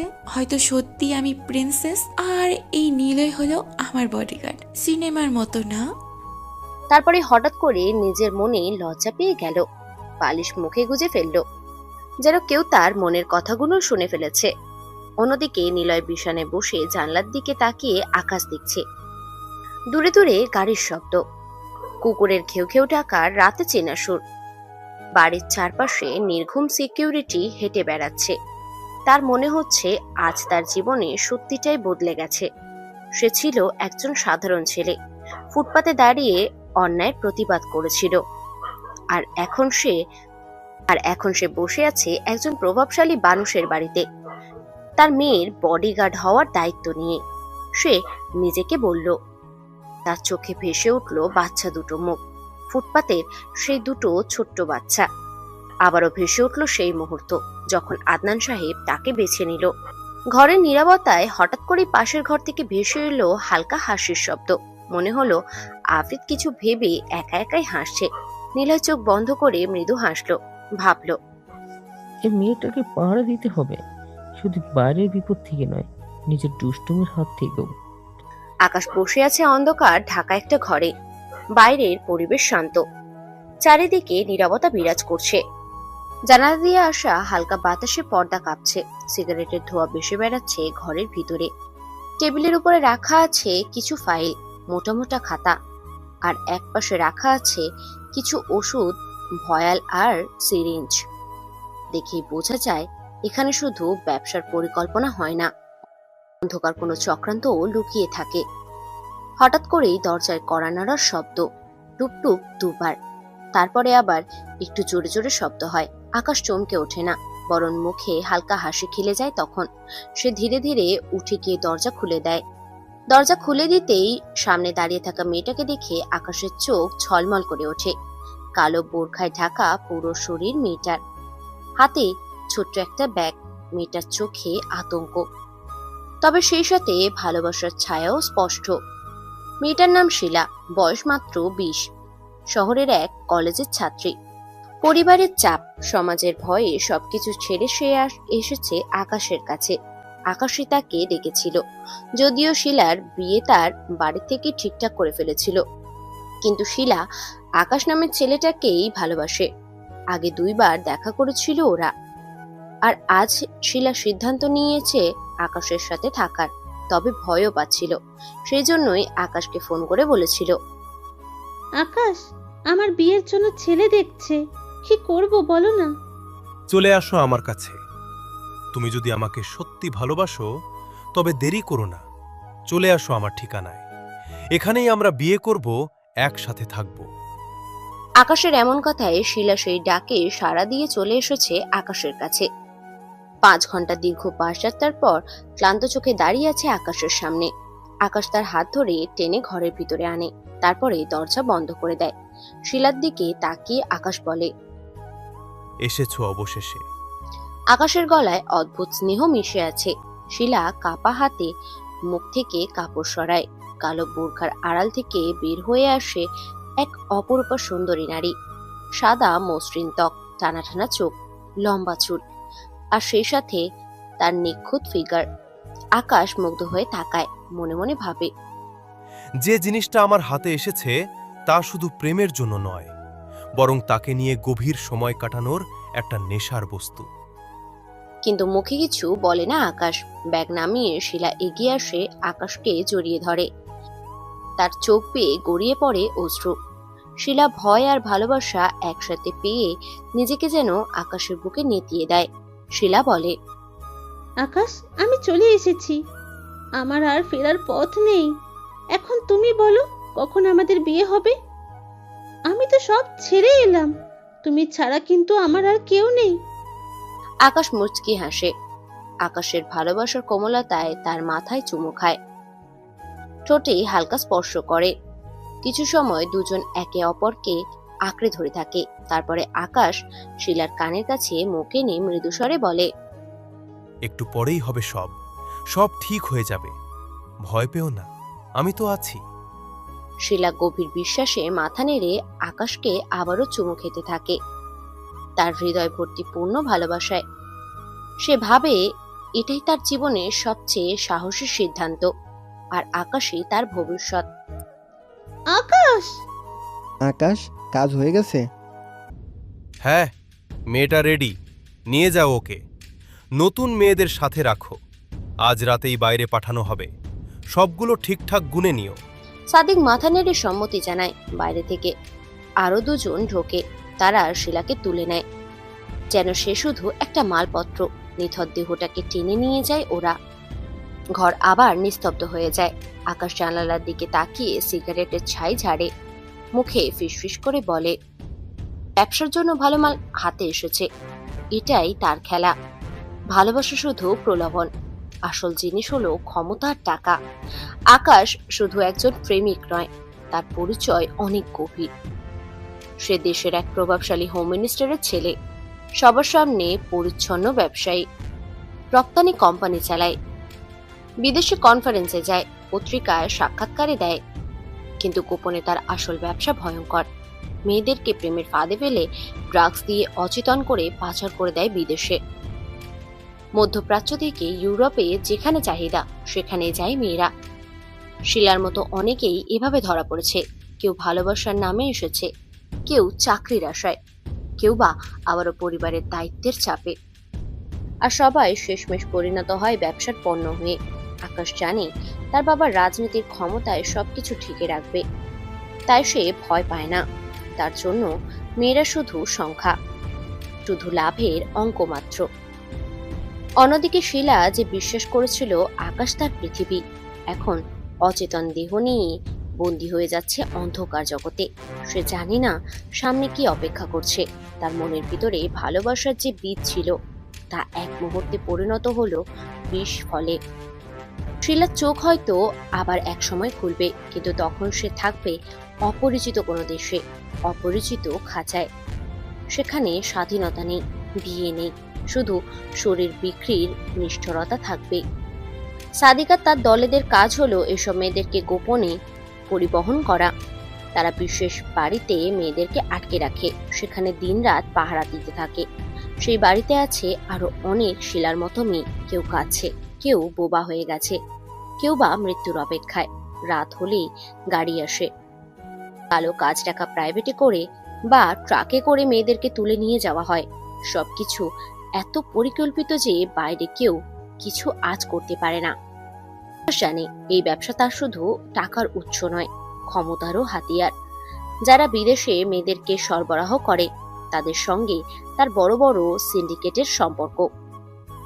টাকা আসে ডলার হয়ে কোটি কোটি।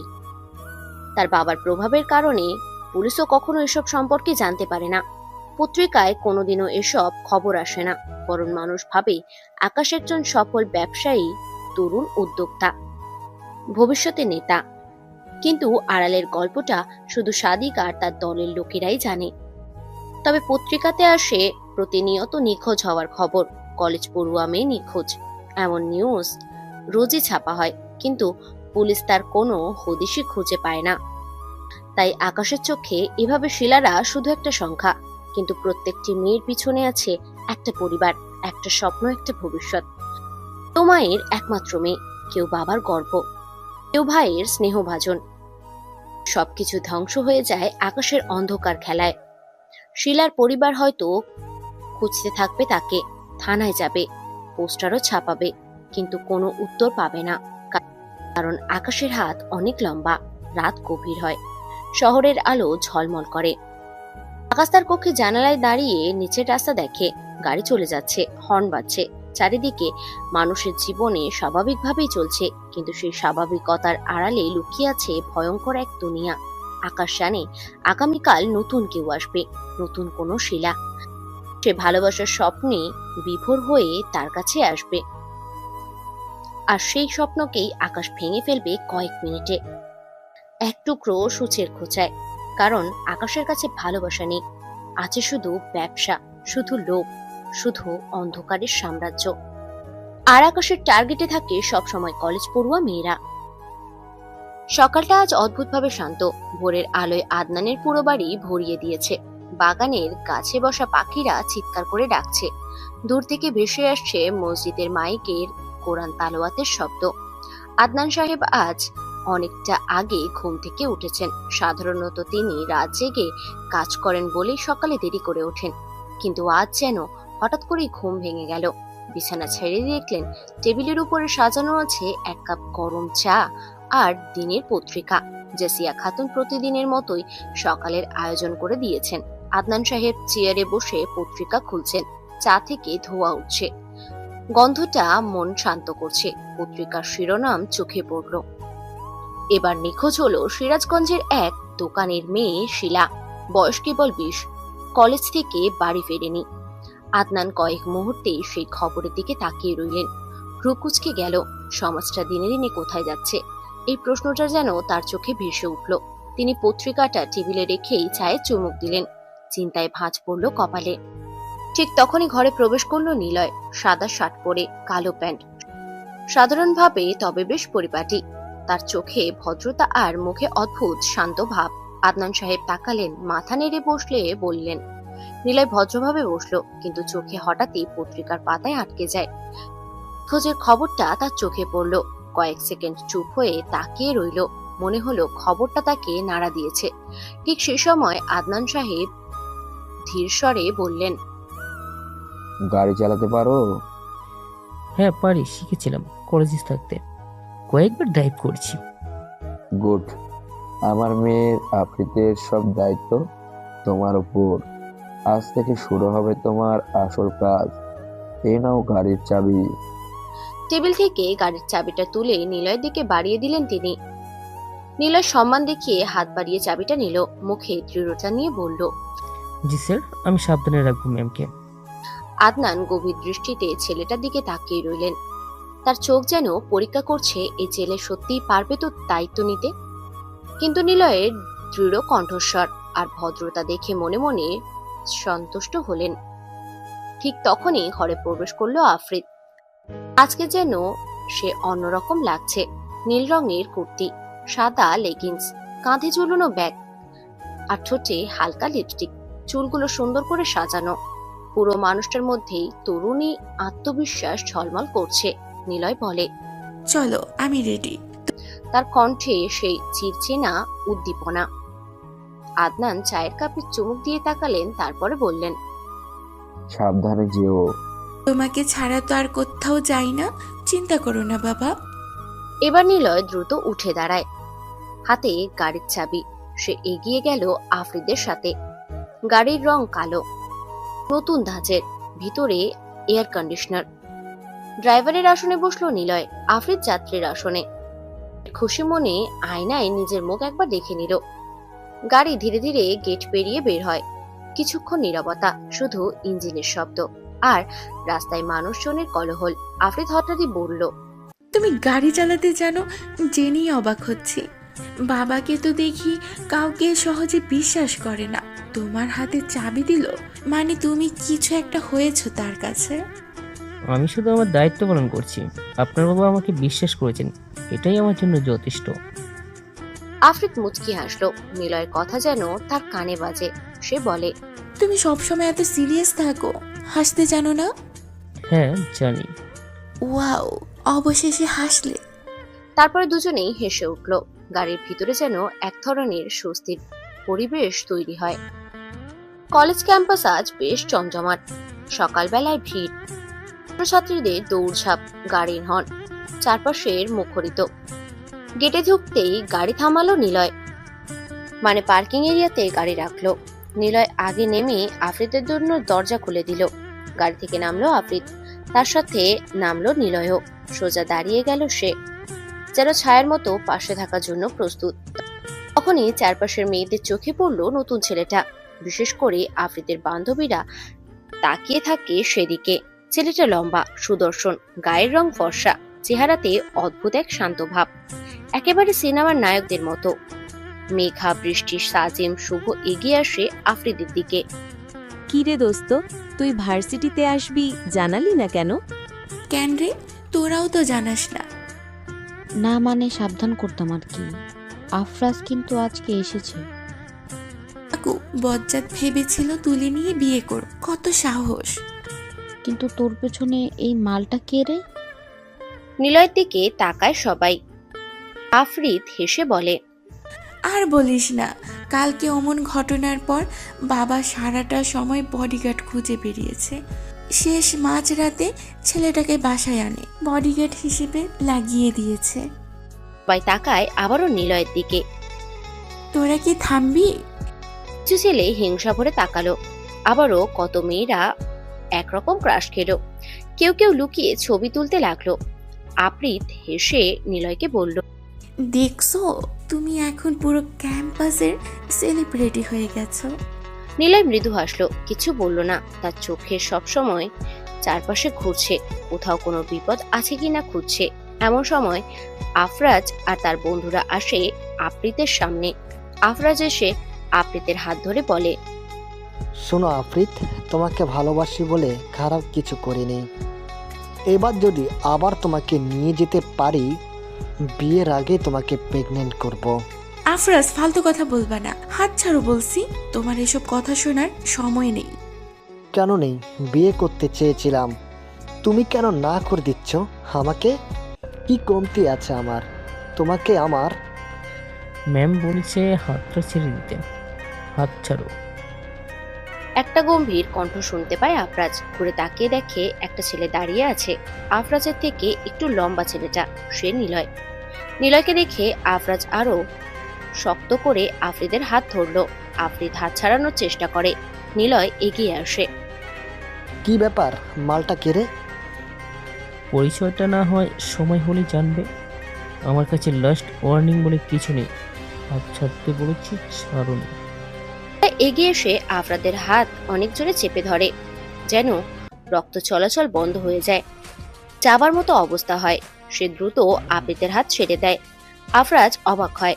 এর হাত ধরার কৌশল যেন কোনো সাধারণ কারোর মতো নয়। এগিয়ে এসে আফরাজের দিকে তার ছেলের একটা হাসি দিয়ে বলে, ভালোভাবে বলছিলাম না হাত ছাড়তে। আফরিদ ওর বন্ধুদের সাথে ক্লাসের দিকে এগিয়ে যায়। নিলয় যাবে এমন সময় আফরাজের বন্ধু মাহিন নিলয়ের কাঁধে হাত রাখে। কোথায় যাচ্ছিস? তোর সাথে কথা আছে। তোর তো দেখি অনেক হিরো সাজার শখ। তুই জানিস না কার সাথে ঝামেলা বাঁধিয়েছিস।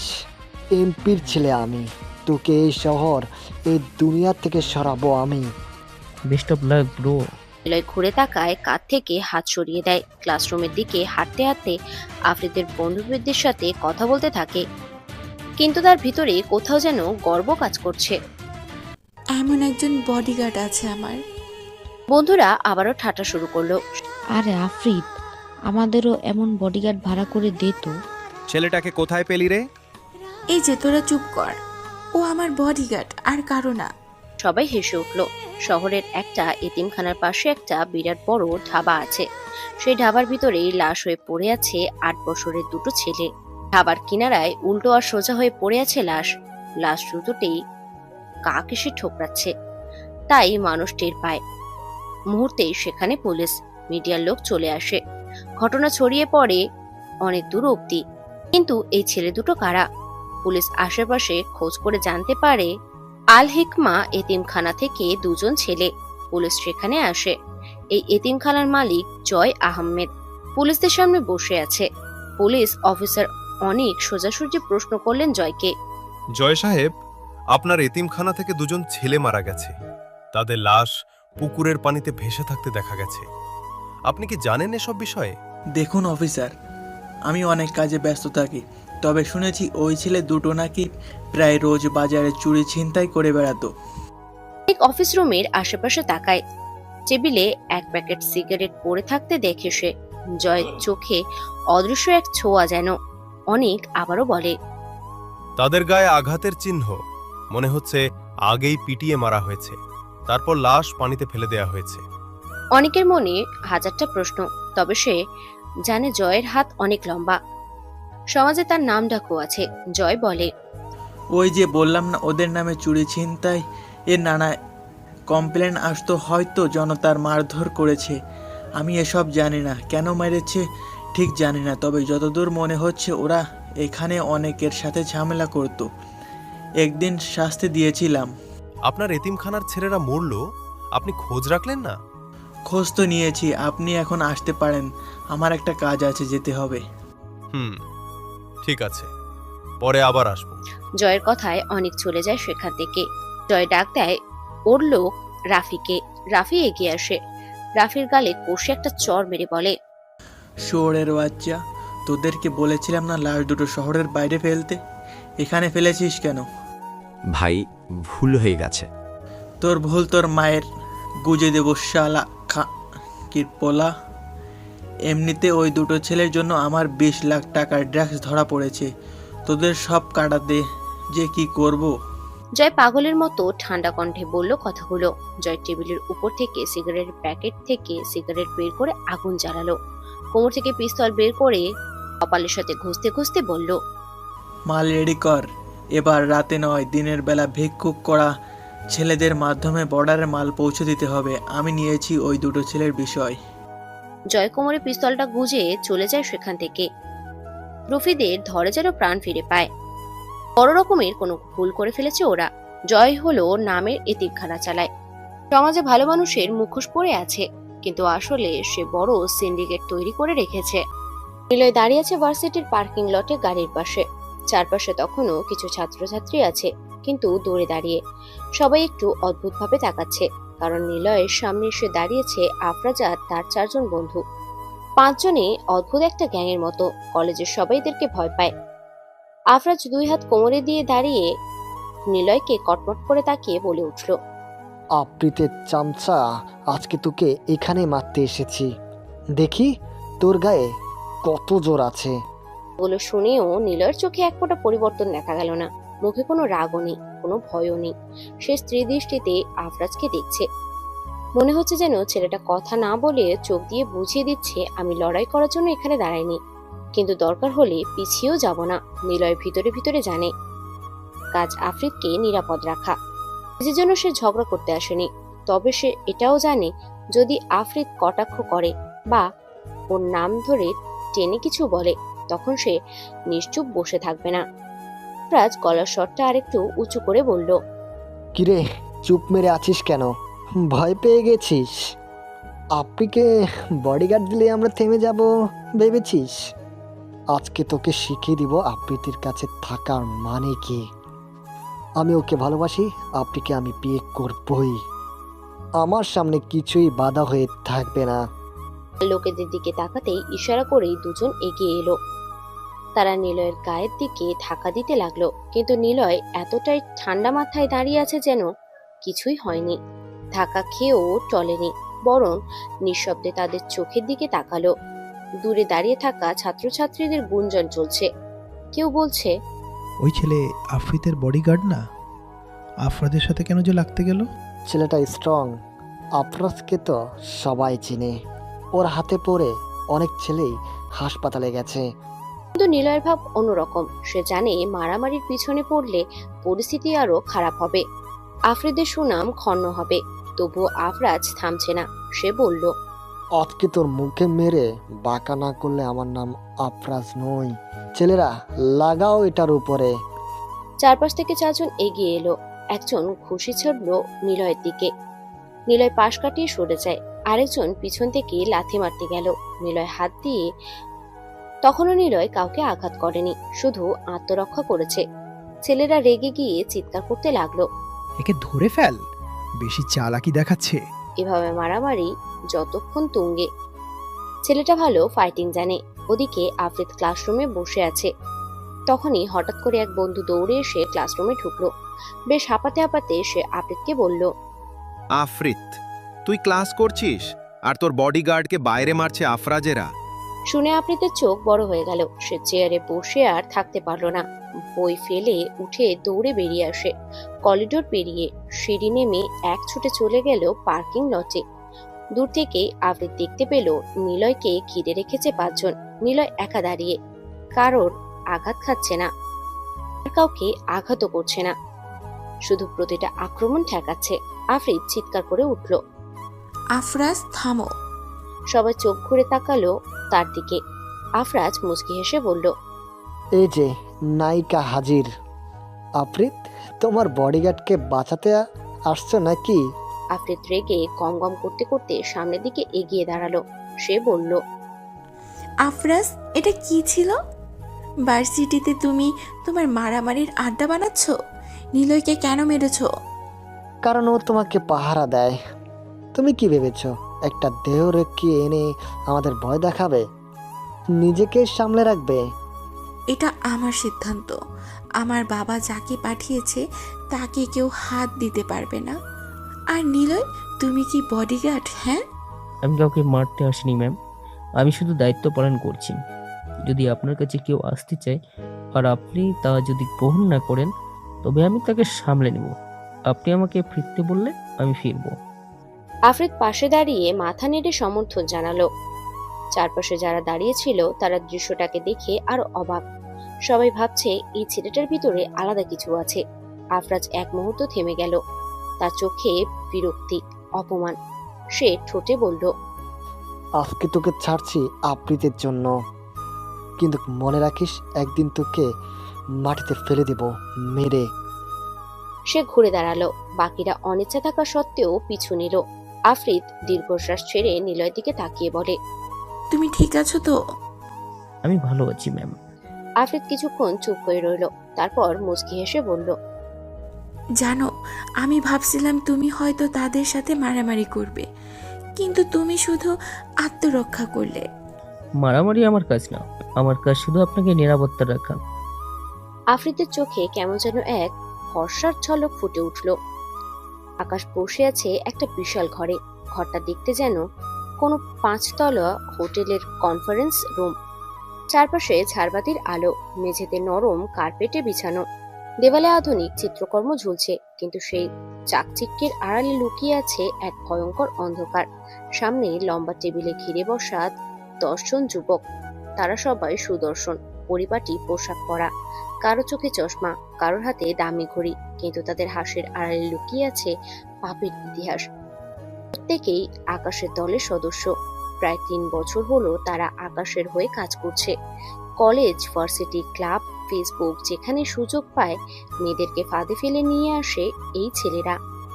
টেবিলের উপরে সাজানো খাম, প্রতিটা খামের ভিতরে আছে মাসিক বেতন, সাথে ছোট ছোট কালো রঙের বক্স। আকাশ ধীরে ধীরে দাঁড়িয়ে সবার দিকে তাকায়, হাতে সিগারেট, আঙুলে দামি আংটি পরা। সে আগুন ধরিয়ে টান দেয়, তারপরে ধোঁয়া ছেড়ে গম্ভীর কণ্ঠে বলে, তোমরা এবার কাজ ভালো করেছো। আমাকে যারা ভার্জিন মেয়ে উপহার দিয়েছে তাদের জন্য এক্সট্রা 1 লাখ টাকা বোনাস, কিন্তু যারা নিজেদের চাহিদা মিটিয়ে মেয়েদের পাঠিয়েছে তাদের জন্য কোনো বোনাস নেই। মনে রেখো, আমার ব্যবসা ভালোবাসার না, শরীরের। আর শরীরও আমি চাই প্রথম হাতে। আমার যখন যা দরকার সেটা তোমরা সাপ্লাই দিবে। ছেলেরা মাথা নেড়ে জি স্যার বলে। কারোর মুখে লোভের হাসি, কারোর মুখে ভয়ের ছাপ স্পষ্ট। আকাশ আবারও বলতে থাকে, বাইরের কান্ট্রিতে দেশি মেয়েদের চাহিদা প্রচুর। বিদেশিরা ভাবে আমাদের মেয়েরা সরল, সুন্দর, অনুগত, আর ওদের বিক্রি করে আমি কোটি কোটি টাকা কামাচ্ছি। তোমরা তোমাদের মতো করে মেয়ে পটিয়ে আনো। বক্সে নতুন 1 বছরের জন্য যতগুলো সিম দরকার সব আছে। আলাদা নাম্বার ব্যবহার করবে যেন কেউ ধরতে না পারে। আর একটা শর্ত ধরা পড়লে, তোমরা আমাকে চিনো না, আমিও তোমাদের চিনি না। মনে রেখো, তোমরা কখন কি করো, এমনকি বাথরুমে কি সাবান ব্যবহার করো, সেটার খবর আমি জানি। তাই কেউ চালাকি করার চিন্তাও করবে না। ঘরের ভিতর নীরবতা নেমে আসে, শুধু সিগারেটের ধোঁয়া ভাসে। সবাই হুম বলে মাথা নাড়ায়। সাদিক কাকা, সবাইকে বের করে দাও। আকাশ এবার মাথা ঘুরিয়ে বলে। সাদিক এগিয়ে আসে, লম্বা দেহ, কড়া মুখবয়ব। সে আকাশের সবচেয়ে বিশ্বস্ত লোক। একরকম ছায়ার মতো তার পাশেই থাকে। সাদিক হাত নেড়ে সবাইকে বের হতে বলে। একে একে ছেলেরা খাম আর বক্স নিয়ে ঘর থেকে বেরিয়ে যায়। ঘরে শুধু আকাশ আর সাদিক বসে। আকাশ চেয়ারে হেলান দিয়ে সিগারেট টানে, তারপরে গলা নামিয়ে বলে, আফরাজকে বলেছিলাম নতুন মেয়ে পটিয়ে আনতে, সে কি করছে? সাদিক ধীর কণ্ঠে উত্তর দেয়, স্যার, আফরাজ আদনান সাহেবের মেয়েকে ভালোবেসে ফেলেছে। মেয়েটার সাথে সিরিয়াস হয়ে পড়েছে। আমাদের কাজ এখন একটু ধীরে করছে। ওহ আচ্ছা, আফরাজের সাথে পরে কথা বলবো। ভালোবাসা আর কাজ একসাথে চলে না। কাকা, তুমি নতুন ছেলে খুঁজে বের করো ভার্সিটিতে।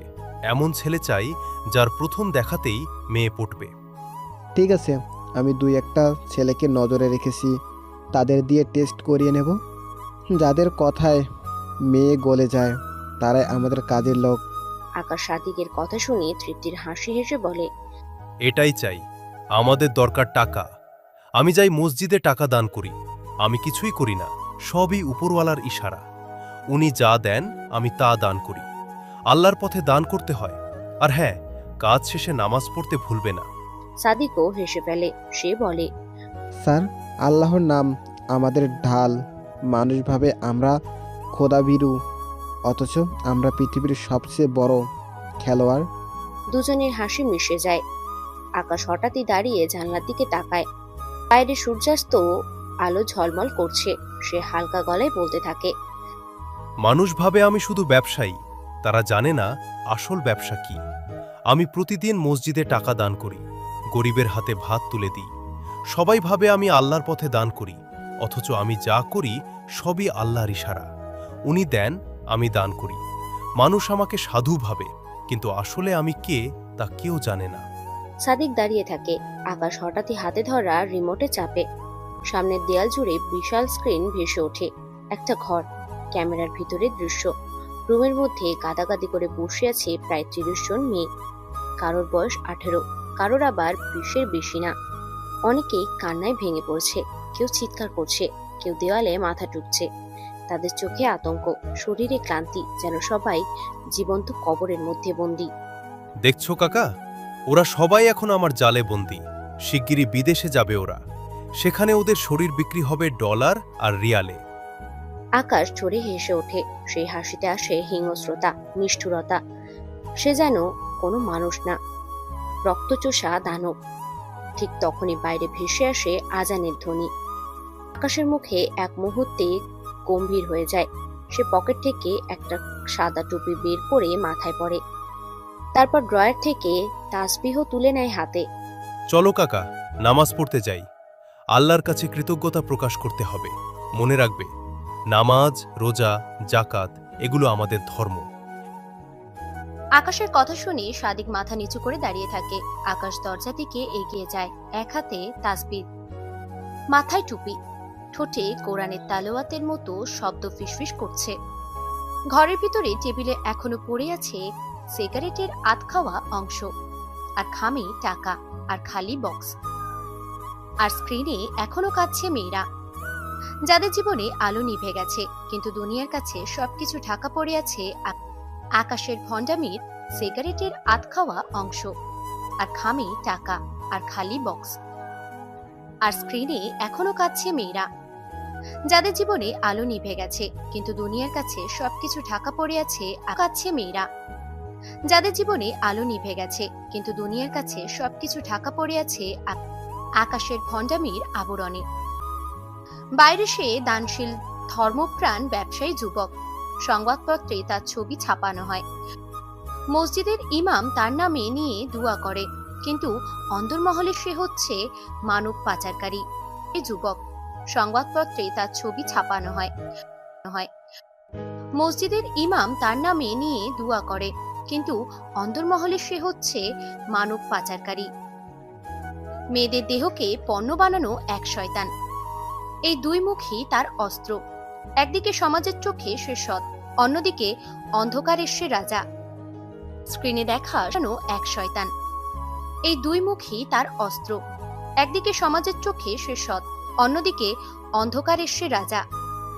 স্ক্রিনে দেখা সেই ঘরের মেয়েরা দিনরাত বন্দী হয়ে থাকে। তাদের খাবার দেওয়ার জন্য দেওয়া হয় ভালো ভালো খাবার, কিন্তু বাইরে বেরোনোর সুযোগ নেই। কাছে মোবাইলও নেই, কারোর সাথে যোগাযোগও নেই। অনেক মেয়েরাই ভেবেছিল প্রেমিকের ডাকে এসেছে, আবার কেউ চাকরির প্রস্তুতিতে। এখন তারা বুঝতে পেরেছে সবই ছিল ফাঁদ। কিছু মেয়েরা প্রতিদিন কাঁদতে কাঁদতে অবসন্ন হয়ে পড়ে, কেউ আবার চুপচাপ হয়ে গেছে, যেন মোবাইলও নেই, কারোর সাথে যোগাযোগও নেই। অনেক মেয়েরাই ভেবেছিল প্রেমিকের ডাকে এসেছে, আবার কেউ চাকরির প্রস্তুতিতে। এখন তারা বুঝতে পেরেছে চাকরির প্রস্তুতিতে। এখন তারা বুঝতে পেরেছে সবই ছিল ফাঁদ।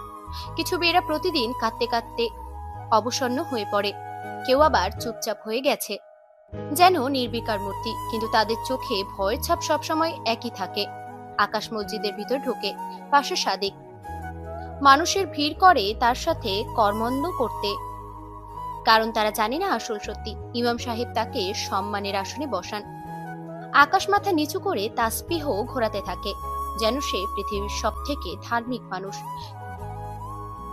কিন্তু সেই মুহূর্তেই তার স্ক্রিন দেখা যায় মেয়েগুলো তাদের কান্না থেমে নেই, তাদের চোখে এখনো সাহায্যের জন্য তাকিয়ে আছে। আকাশের ঠোঁটে আবারও হাসি খেলে যায়। সে জানে যতদিন ক্ষমতা আর টাকা আছে, ততদিন তার সাম্রাজ্য ভাঙবে না। বিকেলে নরম আলো ডুবে আছে আদনান সাহেবের বাড়ির উঠানের ফুল বাগানে। চারিদিকে নানান রঙের ফুল ফুটে আছে, গোলাপ, টগর, জুঁই, আর হালকা সুগন্ধি ছড়িয়ে দেওয়া বেলি ফুল। বাতাসে হালকা শীতলতা বিরাজ করছে, যেন বিকেলের সব ক্লান্তি মুছিয়ে দিচ্ছে সেই শীতলতায়। বাগানের মাঝখানে একটা বড় চেয়ারে রাখা সমুদ্রের কিনারে যে ধরনের চেয়ার থাকে, পিঠে হেলান দিয়ে বসা যায়, সেটাতেই বসে আছে আফ্রিদ। আফ্রিদের হাতে একটা মোটা বই, পাশে ছোট টেবিলে কফির মগও আছে, সেটা থেকে ধোয়া উঠছে। আফ্রিদ মাঝে মাঝে চোখ বইয়ের ভিতরে ডুবি, ঠোঁটে আবারও হাসি খেলে যায়। সে জানে যতদিন ক্ষমতা আর টাকা আছে ততদিন তার সাম্রাজ্য ভাঙবে না। বিকেলের নরম আলো ডুবে আছে আদনান সাহেবের বাড়ির উঠানের ফুল বাগানে। চারিদিকে নানান রঙের ফুল ফুটে আছে, গোলাপ, টগর, জুঁই আর হালকা সুগন্ধি ছড়িয়ে দেওয়া বেলি ফুল। বাতাসে হালকা শীতলতা বিরাজ করছে, যেন বিকেলের সব ক্লান্তি মুছিয়ে দিচ্ছে সেই শীতলতায়। বাগানের মাঝখানে একটা বড় চেয়ারে রাখা। সমুদ্রের কিনারে যে ধরনের চেয়ার থাকে, পিঠে হেলান দিয়ে বসা যায়, সেটাতেই বসে আছে আফ্রিদ। আফ্রিদের হাতে একটা মোটা বই, পাশে ছোট টেবিলে কফির মগও আছে, সেটা থেকে ধোয়া উঠছে। আফ্রিদ মাঝে মাঝে চোখ বইয়ের ভিতরে ডুবিয়ে রেখেছে, আবার হঠাৎ করে কফি মগ হাতে তুলে এক চুমুক দিয়ে চারপাশের দৃশ্য দেখছে। একই রকম শান্তিতে ভেসে যাচ্ছে সময়। এই বাড়িতে আফ্রিদ একা থাকে না, তার সঙ্গে আছে খেয়া নামের এক কাজের মেয়ে, বয়স কম, চঞ্চল প্রকৃতির, সারাক্ষণ আফ্রিদের সাথে ঘুরঘুর করে। তবে আরেকটা ব্যাপার হলো, আফ্রিদের পাশে প্রায় সময় ছায়ার মতো ঘুরে বেড়ায় নিলয়। নিলয় তার বডিগার্ড। খেয়া কিন্তু নিলয়কে নিয়ে সবসময় কৌতূহলী। আজও সুযোগ পেয়েই কথার ফাঁদ পাতল। খেয়া লাজুক হাসি দিয়ে বলে, আফ্রিদ এবার বই নামিয়ে একটু হেসে তাকায় খেয়ার দিকে, বলে। খেয়া মাথা নিচু করে হেসে নেয়। ঠিক তখনই দূর থেকে নিলয়কে দেখা যায়। সে খুব শান্ত স্বভাবে এগিয়ে আসছে, লম্বা সুদর্শন এক পুরুষ, চোখ দুটো সবসময় গম। আচ্ছা আপা, এখন কথা জিগাবো? আজও সুযোগ পেয়েই কথার ফাঁদ পাতল। আপনার যে সবসময় ওই ওই কি যেন বলে, বডিগার্ড, হো ওই বডিগার্ডের সাথে থাকেন, আপনার কি লজ্জা লাগে না? আফ্রিদ এবার বই নামিয়ে একটু হেসে তাকায় খেয়ার দিকে, বলে। খেয়া মাথা নিচু করে লজ্জা লাগবে কেন রে? না মানে, একটা বেটি মানুষ একটা বেড়ার সাথে কিভাবে সারাটা সময় থাকে? আমার স্বামীর কাছে থাকলেও তো আমার লজ্জা লাগে, লজ্জা করে। তুই মেয়ে হয়েও এইসব ভাবিস? আচ্ছা, তোর কাছে তো স্বামী একরকম নিজের মানুষ, আর নিলয় তো কেবল বডিগার্ড। খেয়া মাথা নিচু করে হেসে নেয়। ঠিক তখনই দূর থেকে নিলয়কে দেখা যায়। সে খুব শান্ত স্বভাবে এগিয়ে আসছে, লম্বা সুদর্শন এক পুরুষ, চোখ দুটো সবসময় গম্ভীর, যেন অনেক দূরের কিছু খুঁজছে। নিলয়কে দেখেই খেয়া হকচকিয়ে যায়। মুখটা তার সাথে সাথে ওড়না দিয়ে ঢেকে ফেলে, যেন অপরাধী হয়ে পড়েছে। তারপর আর দাঁড়াতে না পেরে ফস করেই বলে দেয়, আমি যাই আপা, কাজ আছে, চাচিমা ডাকবেন। কথাটা বলেই সেখান থেকে দৌড়ে পালায় খেয়া। নিলয় কিছুটা এগিয়ে আসে আফ্রিদের দিকে। চেহারাতে কোনো পরিবর্তন নেই, তার একটা অদ্ভুত অভ্যাস, সে কখনো সরাসরি আফ্রিদের দিকে তাকায় না, সবসময় যেন চোখ ফেরানো থাকে অন্যদিকে, অথচ ছায়ার মতো কাছে কাছেই ঘোরে। আফ্রিদ আজকে সেটা বেশ খেয়াল করলো। এক মুহূর্তে দুষ্টু বুদ্ধি মাথায় এলো। সে মনে মনে ভাবলো, এই মানুষটা এত চুপচাপ কেন, আমার দিকে তাকায়ও না। আমি যদি একটু খোঁজাই কথায় কথায়, দেখি কেমন উত্তর দেয়। আফ্রিদ বইটা বন্ধ করে কফির মগে চুমুক দিল, তারপরে হেলান দিয়ে নিলয়ের দিকে চোখ টিপ দিয়ে উঠল। নিলয়, জানো তোমার চোখ দুটো খুব অদ্ভুত, যেন কারো দিকে তাকায় না অথচ সবাইকে দেখে ফেলে। নিলয় এক মুহূর্ত থেমে দাঁড়ালো, তারপর শান্ত স্বরে বলল, চোখ সবসময় সবাইকে দেখবে এমন না ম্যাম, তবে প্রকৃতিগতভাবে চোখের কাজ হলো দেখা, কিন্তু মন যদি আড়াল করে থাকে তবে তাকানো মানেই দেখানো। আফ্রিদ একটু থেমে গেল। উত্তরটা একেবারে যে আশা করেছিল তা নয়। সে আবারও বলে, উফ, এত দার্শনিক কথা কেন বলো রে? আমি তো শুধু বললাম তুমি আমাকে কেন দেখো না। কাউকে না দেখে পাশে থাকা কখনো কখনো বেশি নিরাপত্তা বিষয় মনে হয়। আফ্রিদ ভুকুচকে তাকায় নিলয়ের দিকে, তারপর বলে উঠল, মানে তুমি আমাকে দেখবে না তবুও পাশে থাকবে, এটা আবার কেমন কথা? যে ফুলকে পাহারা দিতে হয় তার সবসময় কাছে থাকতে হয়, কিন্তু ফুলকে স্পর্শ করলে তার নষ্ট হয়ে যায় ম্যাম। আফ্রিদ এবার সত্যি সত্যি হকচকিয়ে গেল, মনে মনে বলল, এই লোকটা আমি যেমন ভেবেছিলাম তেমন একেবারেই না। কথায় কাবু করার চেষ্টা করলেই আমাকেই উল্টো কাবু করে দিল। তবুও সে হাল ছাড়ে না, চঞ্চল ভঙ্গিতে বলে উঠল, আচ্ছা যদি আমি বলি ফুল শুধু পাহারা দেওয়ার জন্য না, কখনো কখনো কাছে টানার জন্যও থাকে। যদি ওই ফুলটা কাউকে কাছে টানা লাগে নিজেই শুকিয়ে গেল, দোষ কার? ফুলের নাকি কাছে আসা মানুষের? আফ্রিদের ঠোঁটের কোণে ছোট্ট হাসি খেললো। ভিতরে ভিতরে সে মুগ্ধ হয়ে যাচ্ছে নিলয়ের কথায়, কিন্তু বাইরে প্রকাশ না করে সে বলে, বাহ, দার্শনিক নিলয়, তুমি তো বই লিখে ফেলতে পারো। বডিগার্ডের চাকরি বাবাকে বলে বন্ধ করে দেই। নিলয় চুপ হয়ে রইল, যেন কথার খেলায় সে জেতার কোনো ইচ্ছেই রাখে না। তার চোখে দূরে কোথাও দেখছে। আফ্রিদ একটু দুষ্টুমি করে বলল, তুমি জানো নিলয়, তোমার এই গম্ভীর চেহারা না আমার মাঝে মধ্যে খুব বিরক্ত লাগে। আমার ইচ্ছে করে তুমি সব সময় হাসো। হাসি জোর করে আনা যায় না ম্যাম, যেমন সূর্য না উঠলে আলো হয় না। আফ্রিদ এবার একটু বিরক্তি দেখালো। আসলে সে ভিতরে ভিতরে মুগ্ধ হয়। সে আবারও বলে, আরে বাবা, তুমি কি মানুষ নাকি কবি? সব কিছুর উত্তর কেন এভাবে দাও? আমি মানুষই, তবে মানুষকে বুঝতে হলে অনেক সময় কবিতা হয়ে যেতে হয়। এই উত্তর শুনে আফ্রিদ কফির মগ নামিয়ে রাখে। মনে হলো বুকের ভিতরে কোথাও এক অদ্ভুত নরম অনুভূতি ছোঁয়া দিয়ে যাচ্ছে। সে তাড়াতাড়ি সেটা লুকিয়ে রেখে আবারও দুষ্টু ভঙ্গিতে বলল, আচ্ছা নিলয়, যদি আমি হঠাৎ বলি তুমি আমাকে একদিন ভালোবেসে ফেলবে, তখন কি উত্তর দিবা? নিলয় একটুও দেরি করলো না, উত্তর দিল, যেন মুখেই তার সব উত্তর লুকিয়ে আছে। সে বলে, ভালোবাসা সবসময় মুখে বলার জিনিস না নয়। ভালোবাসা সবসময় মুখে বলার জিনিস নয় ম্যাম, যেটা ঘটে যায় কাউকে জানানো না হলেও বোঝা যায়। বাহ, তুমি তো একদম আমার পরীক্ষার প্রশ্নের মতো, যত পড়ি ততই জটিল হয়ে যাও। প্রশ্ন যত কঠিন হয়, উত্তর খুঁজে পাওয়া তত সহজ হয়, কারণ কঠিন প্রশ্নের উত্তর সবসময় প্রশ্নের ভিতরে লুকিয়ে থাকে। কি ব্যাপার, দুষ্টুমি করে সবসময় সবাইকে হারানো যায় না। ওরা দুজনেই চমকে যায়। ঘুরে তাকায়, দেখে জেসিয়া দাঁড়িয়ে আছে। আফ্রিদ ওর মাকে দেখে কপাল কোঁচকালো, কারণ তার মা সবসময় আফ্রিদকে দৌড়ের উপরে রাখে। আফ্রিদ বলে, মা তুমি কখন এলে? অনেকটা আগে। নিলয়, তুমি দেখছো মা এসেছে? হ্যাঁ দেখেছে, আমি বারণ করেছিলাম তোকে না বলতে। আর দুষ্টুমি করবি কারো সাথে? খেতে আয়, তোর জন্য পায়েস রেঁধেছি। আফ্রিদ উঠে দাঁড়ালো, নিলয়ের দিকে তাকালো সে।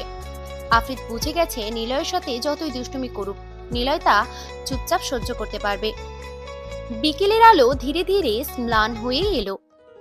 পাখির ডাক কমে আসতে শুরু করেছে। ফুলবাগানের গন্ধ আর ঘন হয়ে উঠতে থাকে। আফ্রিদ মনে মনে ভাবে, আমি ভেবেছিলাম নিলয় সহজেই কথায় হারবে, কিন্তু উল্টো। সে প্রতিটা কথায় আমাকে জড়িয়ে ফেলেছে। এই মানুষটার ভিতরে কি আছে কে জানে। আকাশ বাড়িতে এসেছে। ক্লান্ত কিছুটা রাগী চেহারা বিরাজ করছে ওর মাঝে।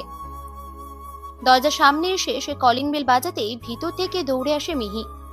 মিহি হলো আকাশের বউ। দরজা খুলে দেওয়ার সময় মিহির চোখে একটা অদ্ভুত খুশির আলো খেলে যায় আকাশকে দেখে। আর সেটা হয়তো ভালোবাসা, নয়তো আশা নিয়ে থাকা ঝলক। অথচ আকাশের চোখে কোনো ভালোবাসা নেই, তার ঠোঁটে নেই কোনো হাসি। সে একদম নিলুপ্তভাবে ভিতরে ঢুকে যায়। মিহি হলো আকাশের সুন্দরী একটা বউ।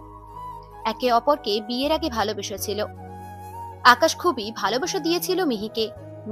মিহির সাথে তার বিয়ে হতে চলেছে 3 বছর প্রায়। মিহি এখনো সংসার করে, রান্না করে, ঘর সামলায়, সব করছে, কিন্তু একটা জিনিস পায়নি, আর সেটা হলো ভালোবাসা। আকাশ তাকে সামান্যতম ভালোবাসে না, বরং মিহিকে দেখলেই আকাশ ভিতরে চাপা ক্ষোভ, অভিমান আর বিরক্তিবোধ চলে আসে। আসলে আকাশ ধরা পড়ে বাধ্য হয়ে মিহিকে বিয়ে করেছিল। তাহলে প্রেম ভালোবাসার কথা কেন বললাম? আসলে আকাশের কাছে মিহির সাথে সম্পর্কটা ছিল একটা খেলা, কিন্তু সেটা ঘটার আগেই মিহিকে বিয়ে করতে হয়। আকাশের সব ভালোবাসা মিহি বুঝতে পারে, সব মুখে মুখেই ছিল। আকাশের কাছে এই ভালোবাসার সম্পর্কটা ছিল একটা ফাঁদ, যেখানে সে নিজেই জড়িয়ে গেছে।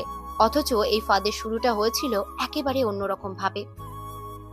আকাশের সাথে মিহির পরিচয় হয়েছিল এক বিয়ে বাড়িতে। শহরের এক নামকরা ব্যবসায়ীর মেয়ে ছিল মিহি।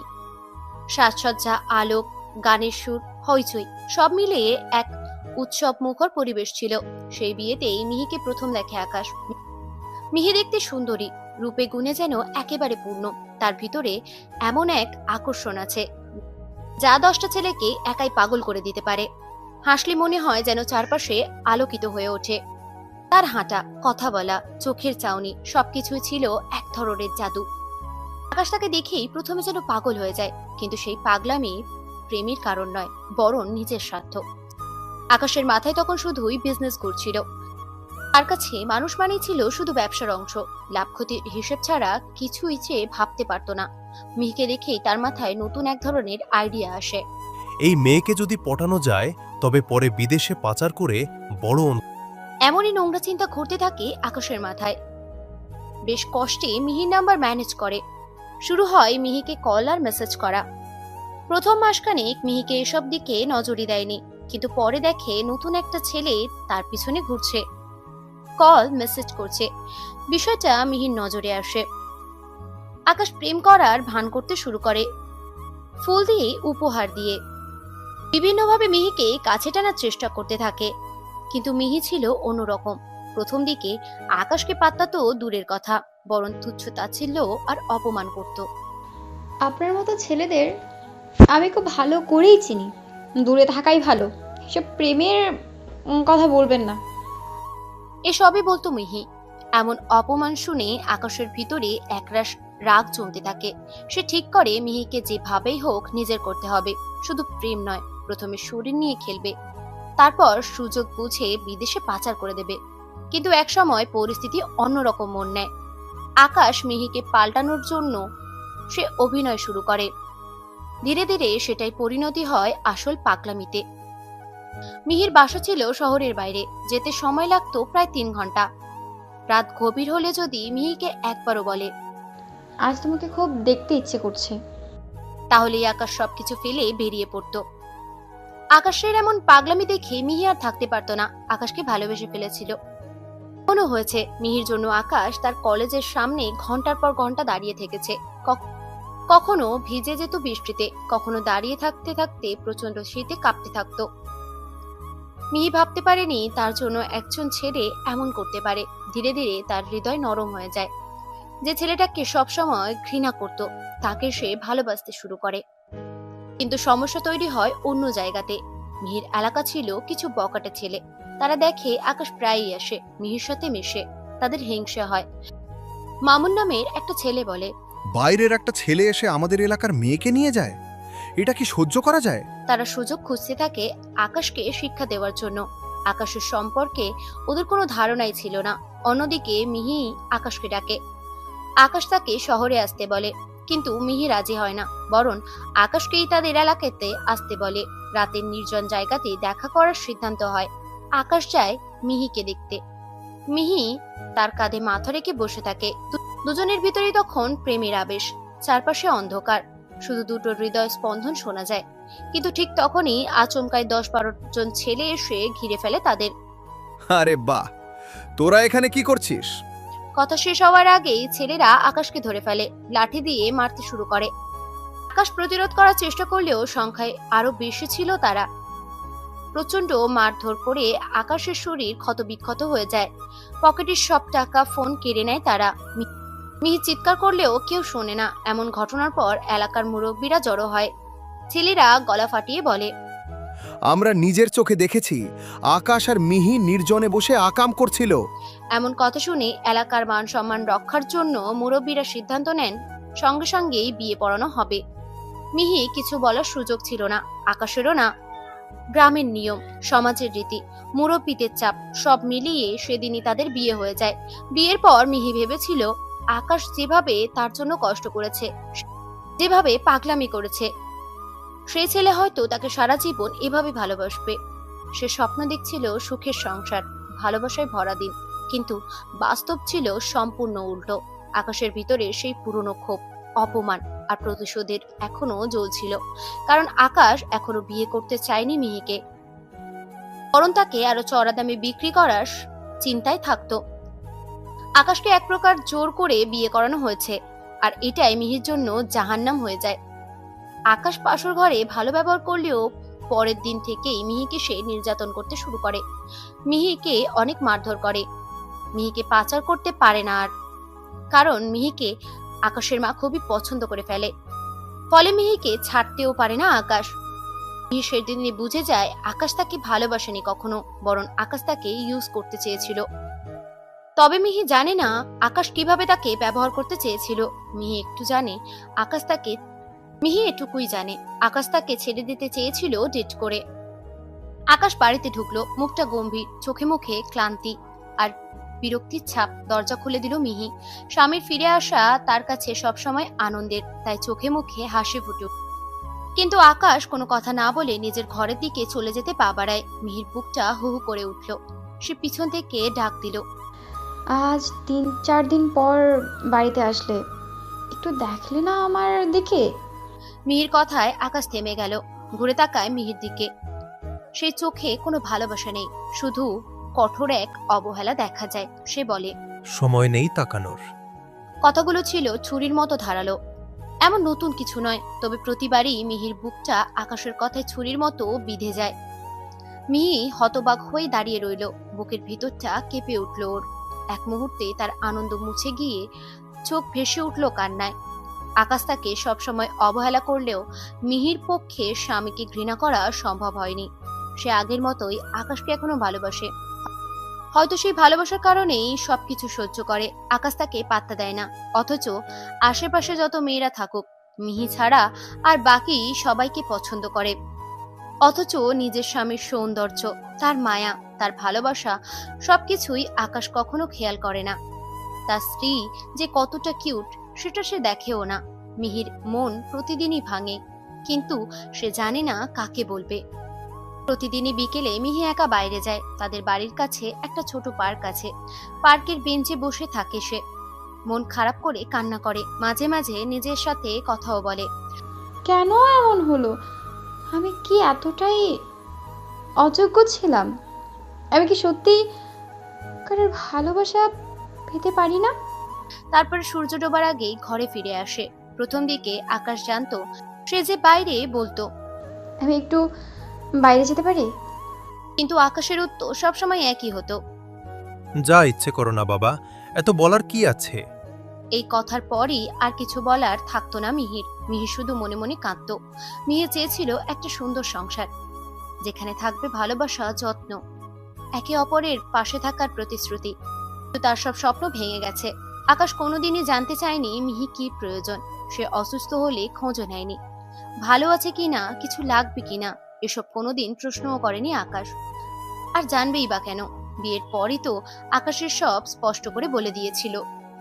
দেখো মিহি, তোমাকে আমি সত্যটা বলি, আমি তোমাকে কখনো ভালোবাসিনি। আমি কখনো তোমাকে বিয়ে করতাম না। আমি যা ভালোবাসা দেখিয়েছি সব মুখে মুখে। ইচ্ছে ছিল তোমার সাথে রুমডেট করে ছেড়ে চলে যাব, কিন্তু মাঝখানে বিয়েটা এভাবে হবে ভাবিনি। তাই তুমি তোমার মতো থাকো, আমাকে আমার মতো থাকতে দাও। আমি কি করি, ফোন ধরব কিনা এসব জানতে চাইবে না। আমাকে সম্পূর্ণ আমার মতো থাকতে হবে। ভালো না লাগলে চলে যেতে পারো। মিহি কথাগুলো শুনে বোবা হয়ে গিয়েছিল। তার মনে হয়েছিল বুকটা ভেঙে যাচ্ছে। চোখ দিয়ে অজান্তে গড়িয়ে পড়ে অশ্রু, কিন্তু সে ফিরে যায়নি। কারণ কোন মুখে যাবে? এই বিয়ে হয়েছিল এলাকাবাসীর চাপের কারণে। গ্রামের মুরব্বীরা তাদেরকে জোর করে বিয়ে দিয়েছিল। মিহি নিজের বাবা মাকেও বলেছিল, চিন্তা করো না, আকাশ আমার পাশে থাকবে সব সময়। বড় মুখ করে সে কথাটা বলেছিল বটে, কিন্তু এখন তা সত্যি নয়। বরং এখন যদি সে ফিরে যায়, তবে কি মুখ দেখাবে সবাইকে? সমাজ হাসবে, আত্মীয়রা দোষ দেখাবে, আর বাবা মায়ের চোখ ভেসে উঠবে দুঃখের ছাপ। মিহি তাই সবকিছু মেনে নিয়েছে। ভেবেছিল ধীরে ধীরে আকাশকে নিজের করে নেবে, হয়তো সময়ের সাথে বদলে যাবে সে। কিন্তু সময় পেরিয়ে যাচ্ছে, কিছুই বদলাচ্ছে না। আকাশ তার রুমে বসে আছে, মুখে সিগারেট, চোখে বিরক্তি। মিহি ভিতরে এলো, নরম কণ্ঠে বলল, খাবার বেড়ে দিচ্ছি, খাবে? এতদিন কোথায় ছিলে বলে না তো? আকাশের মেজাজ তখনও খারাপ। আজকের আফরাজকে ডেকেছিল, কিন্তু সে আসেনি। আফরাজকে কিছু বলতেও পারে না, কারণ ওর বাবা খোরশেদ আকাশের বাবার ঘনিষ্ঠ বন্ধু। আকাশ হঠাৎ করেই রেগে তাকায় মিহির দিকে। খাবার চাইছি আমি? আর আমি কোথায় ছিলাম সেটা তোমার জানার প্রয়োজন নেই। মসজিদে ছিলাম। মিহি হেসে দিল, ব্যঙ্গ করে নয়, কষ্ট থেকে হেসে উঠল। আকাশের চোখে সে হাসি পড়ল বিদ্রুপের মতো। কথাগুলো যেন আগুনের মতো লেগে গেল আকাশের ভিতরে। আকাশ ছুটে এলো মিহির কাছে, তার চুলের মুঠি ধরে দরজার সাথে ঠাস করেই মাথা টুকে মারল। মিহির কপালের সাথে সাথেই ফুলে উঠল। সে রেগে বলল, মাস্তি, তোকে এত কথা বলতে কে বলেছে? যা, বের হয়ে যা রুম থেকে। মিহি কিছু বলল না, শুধু ফ্যাকাশে মুখে রুম থেকে বেরিয়ে গেল। বুকের ভিতরটা জ্বলছে, চোখ ভিজে গেছে। আকাশ বিছানায় গিয়ে শুয়ে পড়ল। সিগারেট জ্বালিয়ে ধোঁয়া ছাড়তে থাকে সে। তার চোখে কোনো অনুসূচনা নেই। মিহি চুপচাপ রান্নাঘরে গিয়ে কাঁদে আর ভাবে, কতদিন আমি এভাবে সহ্য করব? আমি কি কোনো দিন তার ভালোবাসা পাবো না? তারপর মনে মনে বলল, না, আমি যাব না, আমি টিকে থাকবো। হয়তো একদিন আকাশ বুঝবে আমি তাকে কতটা ভালোবাসি। হয়তো একদিন সে বদলাবে। শহরের ব্যস্ততম জায়গার একটু বাইরে এক দালাল দাঁড়িয়ে আছে। বাইরে থেকে দেখলে বোঝা যায় না ভিতরে কি লুকিয়ে আছে। নাম আল হিকমা এতিমখানা। নাম শুনলেই মানুষের মনে এক ধরনের মায়া কাজ করে। এতিম শিশুদের আশ্রয়স্থল। এমন জায়গা নিয়ে মানুষের প্রশ্ন করে না, সন্দেহ করে না। আর সে সাথেই সুযোগটাকে কাজে লাগাচ্ছে জয়। জয়ই এতিমখানার কর্ণধার। বয়স 30 ছুঁই ছুঁই, দেখতে স্মার্ট, গায়ের রং ফর্সা, চেহারা সবসময় ঠান্ডা একটা স্বভাব। বাইরে দেখলে কেউ ভাবতে পারে না এই মানুষটার আসলে ভয়ঙ্কর অন্ধকারে ডুবে আছে। এতিমখানার দোতলায় এক কোণে তার অফিস। সেখানেই সবসময় দরজা আটকানো থাকে। ভিতরে হালকা নীল আলো জ্বলছে। টেবিল ভর্তি নেশার সরঞ্জাম। জয় প্রায়ই হিরোইন টান দেয় আর দুনিয়াকে ভুলে গিয়ে নিজের কুৎসিত হাসি ছড়ায়।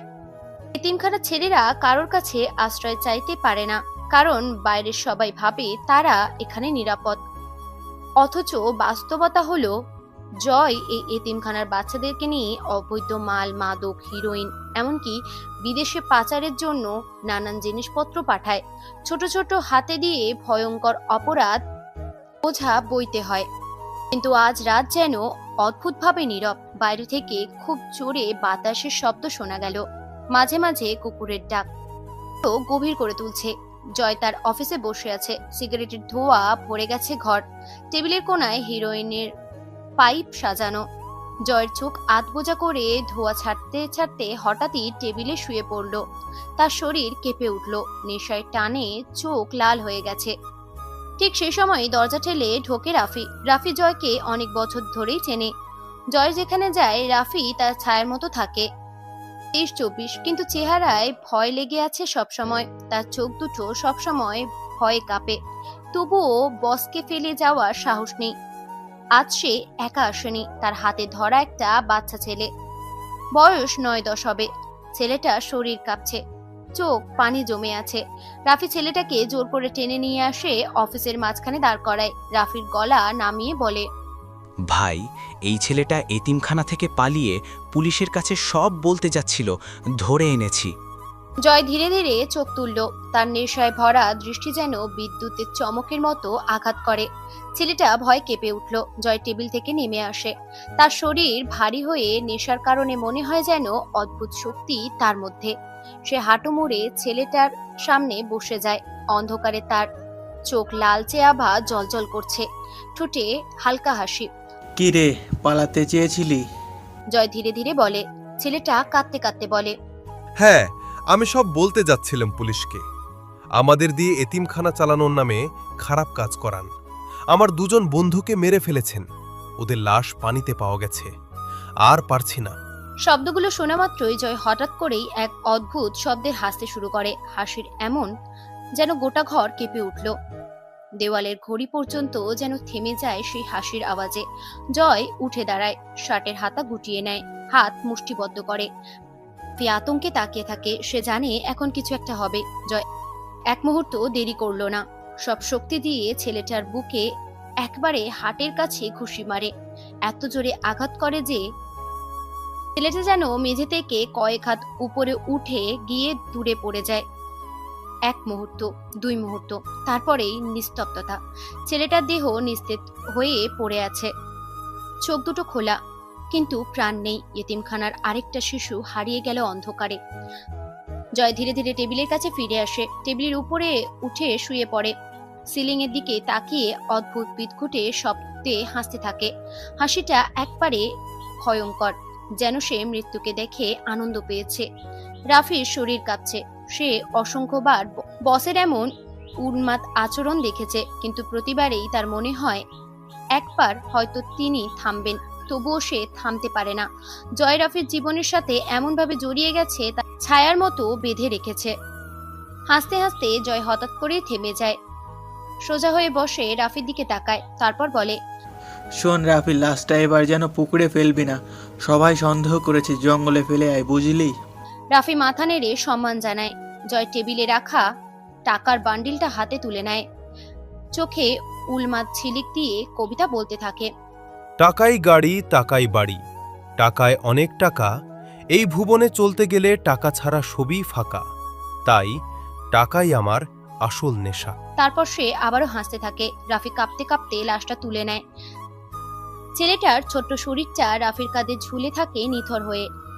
বের হওয়ার সময় রাফির বুক কেঁপে ওঠে, চোখে বারবার ভেসে ওঠে ছেলেটার মুখ। বয়স তো বেশি না, 12 কি 13, বাচ্চা একটা প্রাণ, অথচ এত সহজে শেষ হয়ে গেল। রাফি জানে এসব কাজ করতে করতে একদিন তার নিজেরই শেষ হতে হবে, কিন্তু তবুও সে জয়কে ফেলে যেতে পারে না। জয়কে ভয় পায় সে, আবার জয়কে ছাড়া তার বাঁচার উপায়ও নেই। টাকা দেয় তাকে। সে লাশ নিয়ে বাইরে বের হয়। রাত তখনও গভীর, এতিমখানার চারপাশে কুকুর ঘুরছে, দূরে অন্ধকার জঙ্গলের পথ। রাফি হেঁটে যায় সেই পথে।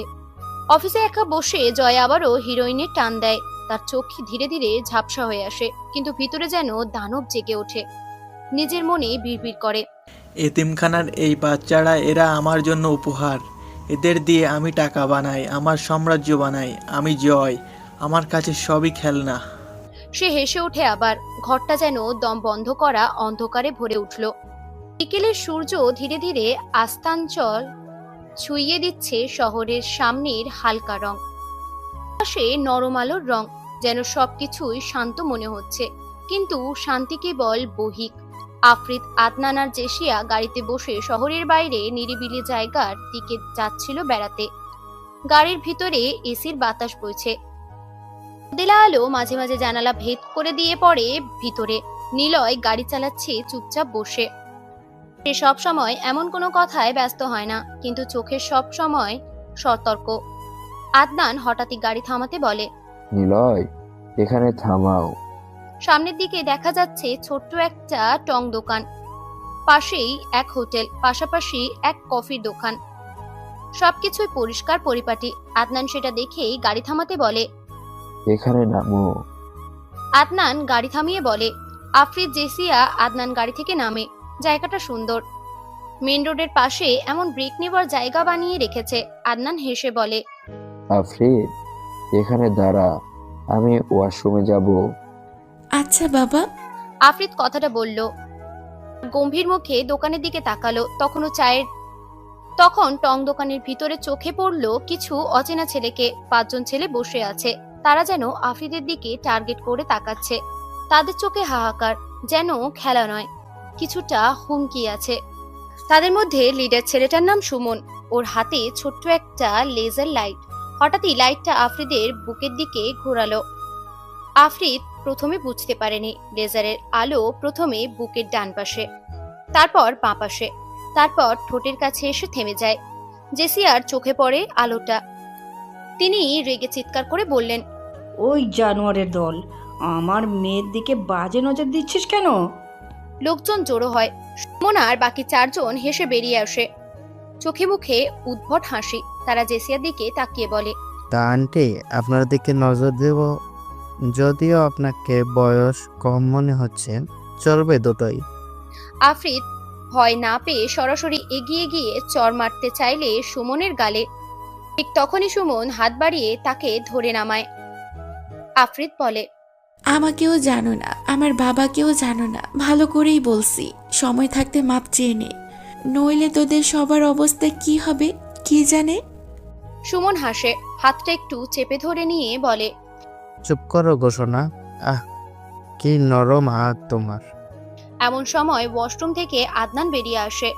মেয়ের এমন অবস্থা দেখে চোখে রাগ আর মুখে কড়া ভাব চলে আসে। তার মেয়ের সাথে এমন বেয়াদবি করেছে 5 জন ছেলে। আদনান তাড়াতাড়ি এসে বলল, ওই আমার মেয়ের হাত ছাড়। সুমন আবার হাসে, মুখে কুৎসিত হাসি রেখে বলে, আরে বুইরাটা আসছে। আঙ্কেল, আপনার মেয়ে তো দেখি সেই একটা মাল। এত সুন্দর প্রোডাক্ট কোথা থেকে আমদানি করলেন?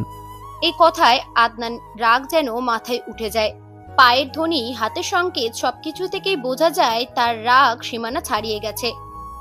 দোকানি এগিয়ে এসে বলে, স্যার কিছু করবেন না, ওরা লোকাল গুন্ডা, এখানে অনেক ঝামেলা করে। আদনান এগিয়ে আসতেই সুমন আদনানের গলা চেপে ধরে। আফ্রিদা দেরি করে না, নিলয়কে জোরে ডাক দেয়। সুমন হাসতে হাসতে বলে, কি বুইরা, তোমার মেয়েকে? সুমন পুরো কথাটা শেষ করতে পারে না। দম করেই একটা শব্দ হয়।